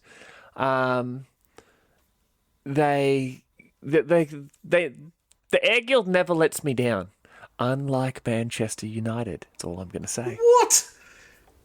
Manchester United is a letdown of a football team, but that's not what we're discussing right now. My Lord. Okay. Yeah. Just all you need to know is I will never walk alone. But do you know what? I would rather walk alone. For all 3 of our listeners who like English football, or soccer as it's known in more civilized countries. Good Lord. I don't know yet. I will make that decision. No, my favourite so far is honestly the Corpse Guild. We turned them into effectively like a murderous death cult, but that people just accept. I reckon by the time we do the remaining guilds, I will have a complete favourite. Out of what we've done so far, look, as much as I like the Guild of Coin, I think it's a sort of a generic feel to it. I think probably, I'm trying to remember from the other episodes, they were a while ago. Do you know what? I reckon the Air Guild is probably still my... no, the Iron Guild. No, the Air Guild. The Air Guild is still my favourite. Because of Zeppelins? Because of because of the little Zephs. Remember talking about that? The little Zephs. Yeah. Little Zephs. Yeah. I think it's them still. But I do have a mad respect for the the Corpse Guild, though, which is, I never thought I'd ever say that sentence, but there I am in my life. Yeah, but hear me out. Hear me out. Zeppelins. The best kind would be lead Zeppelins. Do it. Do what's it called? I can't think of the song. I don't like Led Zeppelin. I genuinely couldn't tell you a Led Zeppelin song. Don't. Do not have the internet hate you more. Do not say I don't like... Here's something wild. I'll finish the episode up on this one. I don't like AC/DC. No, neither do I. I like one or two of their songs. Yeah, No. I think they're overrated. I wouldn't say overrated. I'm just not a fan. But Led Zeppelin, surely and the you Beatles. like them. Nah, Beatles are trash. Okay, get him. Get him, internet. I don't care. It's just ridiculous. You brought this upon yourself. Happy last episode. Yeah. Here's our closing quote. Yours. Yeah. Here's our closing quote and official point and standing of the Underhive Lorekeepers on this subject. The Monkees were better than the Beatles in every way, shape, and form. Ringo was the best Beatle. Yeah, and that's in the House of Faith book. Are you talking about insects and monkeys? Is that what you mean? Because, I totally agree. Yes. Yeah. No, the quote we have, I think it suits the sort of the closing discussion of our episode, where we've both agreed that of the guilds we've mentioned so far, that probably the what are they called? I've just completely forgotten the body guild, the corpse guild. No. Guild. The body guild. That's it. Who are you? We're the body guild. Like, where from? We've all just got rippling six packs. So they rock up to your door and you don't know if you've got a stripper gang or you're going to have to be taken away as a corpse. Gang idea. The body guild, and it's literally just a bunch of male strippers in like cowboy hats and chaps, just with like it's in that episode of The Simpsons where it's bang Bart. That's exactly right. Here to collect tithe and make your dreams go true. Bang, bang. Someone in the background is playing She's My Cherry Pie. And Goliaths are just confused. They're like, what are our gangers doing over there? No. We don't associate with them. They're not like us. It's the Thong Song by Cisco. Or do you remember, again, a reference to The Simpsons where he takes Bart to the steelworks? And it's like, we work hard, we play hard. Everybody dance. Yeah, that would be... Okay, sorry. Gang idea. It's a bunch of steel workers and male strippers. And that's just already the All Lux. Oh, man. Good Lord. I can see this happening on Necromunda because everything is possible on Necromunda, folks. It is a dreamland for your fantasies. Go for it. Your fantasy is steel workers and male... Collecting corpses. Collecting corpses. Well, our quote for the episode is short and sweet. Everything has a price. And that is Pashan Deven, the mercantile lord of the Mercator Guild. Bye, Scummers. Bye. Everybody dance now. Bum, bum, bum, bum, bum, bum.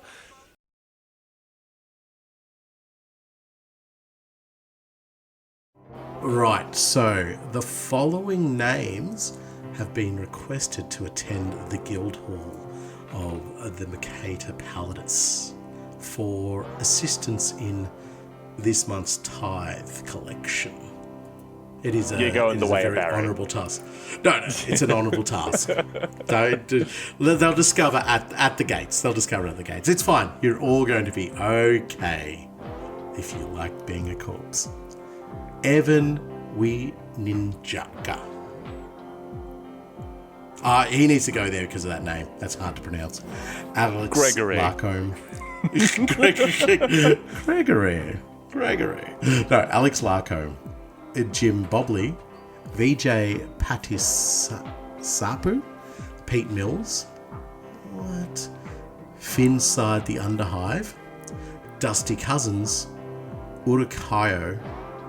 Fellraven 42. Urukhayo! Thank you. Do you know what?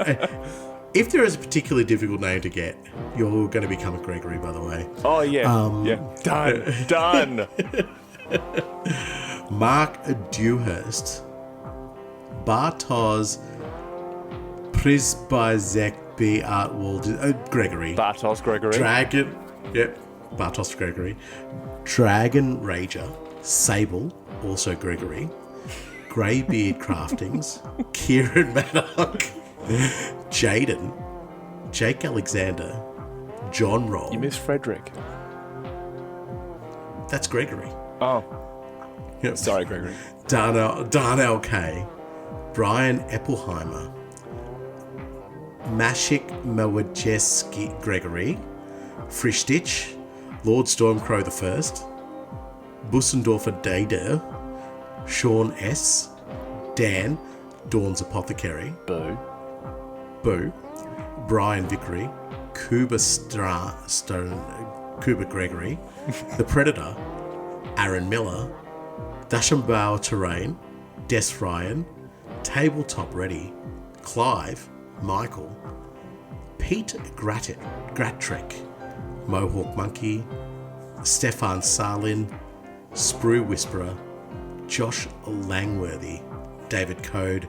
Nico Time. Number 44. Brent. You do it. John Gainier? Yeah. Gregory? It's Gregory, yeah. Brent. Tao Hansen. Drew D. Ben Hansen. JK. Nira. Sorry. Have you got a mouthful of food? I had a candy worm in my mouth. The following people are to report to the Guild of Gregories. No, let's just say you're headed in the way of Barry, and not to a delightful end in a meat grinder, but some old prick covered in keys chiseling names and tallies into your back. Not Richard. Some old what? Some old prick. Josh Manning. Owen Bebb. Stefan. Heftats. Rick Lovey. Underhive Thalric. Owen Bebb.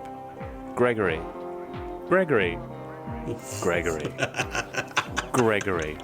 Sam Bridges. Stephen Livingston. Draknar. Rob Vanderpost. Fraugenstein.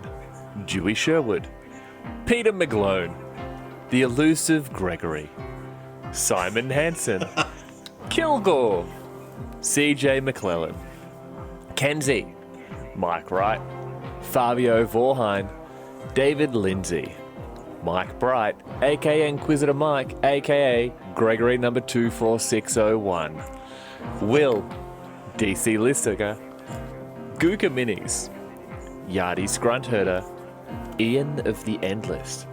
The Painting Pieman. Procrastinated Painting. Vermin. Tuka Kaikinen. Family Geek, also known as Gregory. Triple Whammy. Dr. Fishy No. Dean Richards. Matthew Barron. Josh Penfold. Ashley Kaufman. Ian Sinnott. Brian Shaw Saltbeard. Charles Grant. Guillermo the Gregory Castanera. Lord Bobbington. Daniel Smith. Perp. Dean Richards. Ivan Bragg. And Maddie Pugh. What a great opportunity you have. But The following names have won a special tour of the local visiting caravan, particularly what we like to call the grinder room. But if you don't know what it is, you'll get a lovely surprise. If you don't know what a grinder is, you've never been to a Republican National Convention. But continue. Do we forget our G rating in the names reading bit, do we? Okay, yeah, cool. I forgot about the G+ rating a couple of episodes ago. Right, okay. So, grinder person number 1, Morsko, Alex Hart, Clayton Curry, Tad Mercer, Felipe Gregory Sampson, lead grinder man, Wargamer in the Dark, from somewhere, Alistair Z, Alfonso the Traitor, Simon Westlake, Chad Butman, Attorney at law,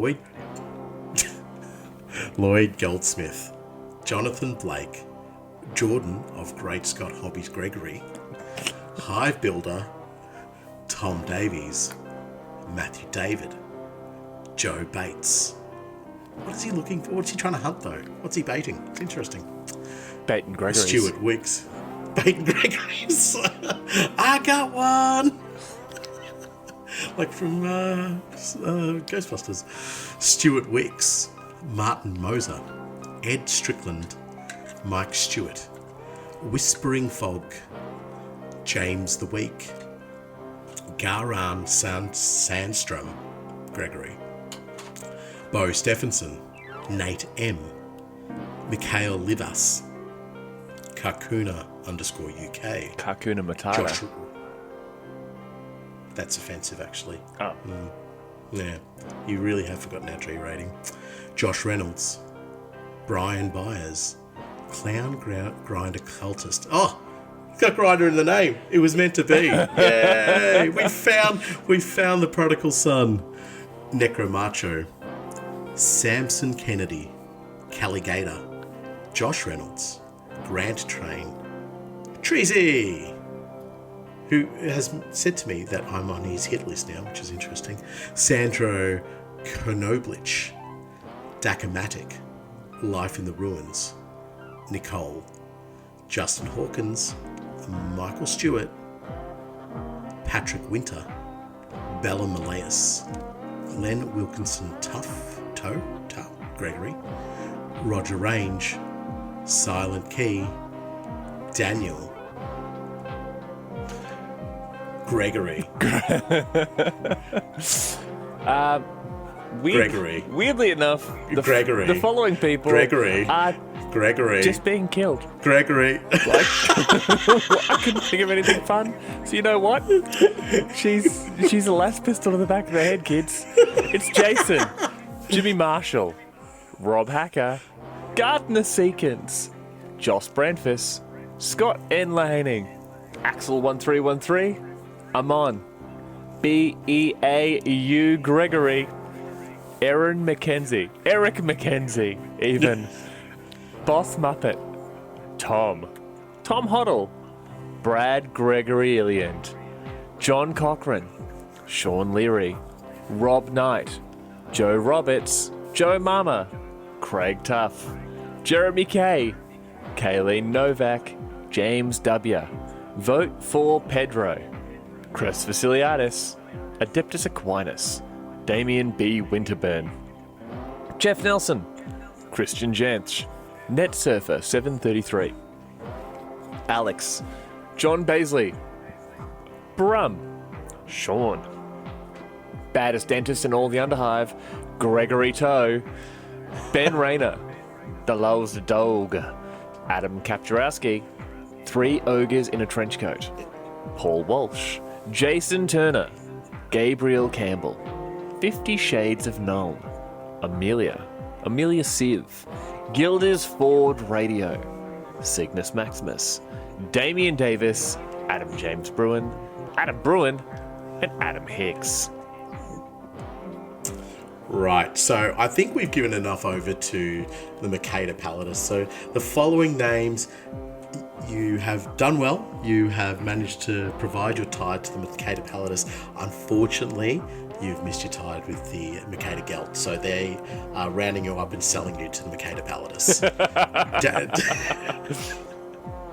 Danny Harrison, Chris Batty, Poseidon's Kiss, Gregory, Jim Bob. Just quickly, sorry, Poseidon's Kiss, he's definitely just slapping you with a tuna. Oh, yeah, definitely. It's like, that's always been my Poseidon's Kiss. And you're like, well, no, it's not, because yesterday you used your tongue. You're a Mediterranean god. Why are you hitting me with a tuna? Shouldn't it be some sort of Mediterranean fish? Isn't tuna? No, it probably isn't, is it? An octopus. I'm slapping you with an octopus. Yep. I know they definitely do that. Gregory Duncan Jones, Genghis, Parney Mauser, Michael Brown, William Payne, One Punch Gregory, Joe, Hive Scum Wonka, Pylon, Tim Harrison, Hairy Gregory Sump Mariner, Morbid Progeny, Hive Market Gregory's, Jason Skleena, Alex, 108th, Morja 477, Dave Grant, Alex Adams, Overlord Bleak, Kieran Sweet, Barks, Ryan Taylor, Tide Gregory, Hotshot Grot, David Soden, Ben Davidson, Jesse Barden, Simon Brokowski, Gregory, Simon Gregory, Hobby Jedi, and William Young. So thank you everyone for continuing to be our beloved Patreons, or as we now know you, our beloved Gregories. Remember, head over to patreon.com/the Underhive Lorekeepers podcast. You get a bunch of free stuff every month, as well as our sort of random Patreon exclusive episodes. And we are also doing our new series, Hobbullying, where we talk to you, our community, one member at a time. And inevitably, someone swears. It's a bit of fun. So head on over, check us out, sign up for free, and you're guaranteed to get something out of it. Until next time, listeners, thank you very much. I have been the Spammer. I hold your applause. And Nathan is about to, I'm assuming, do some form of melting to a box of Guardians he's waving in front of the camera. I am. Most definitely. Goodbye, heathen Xenos. See you guys. Bye.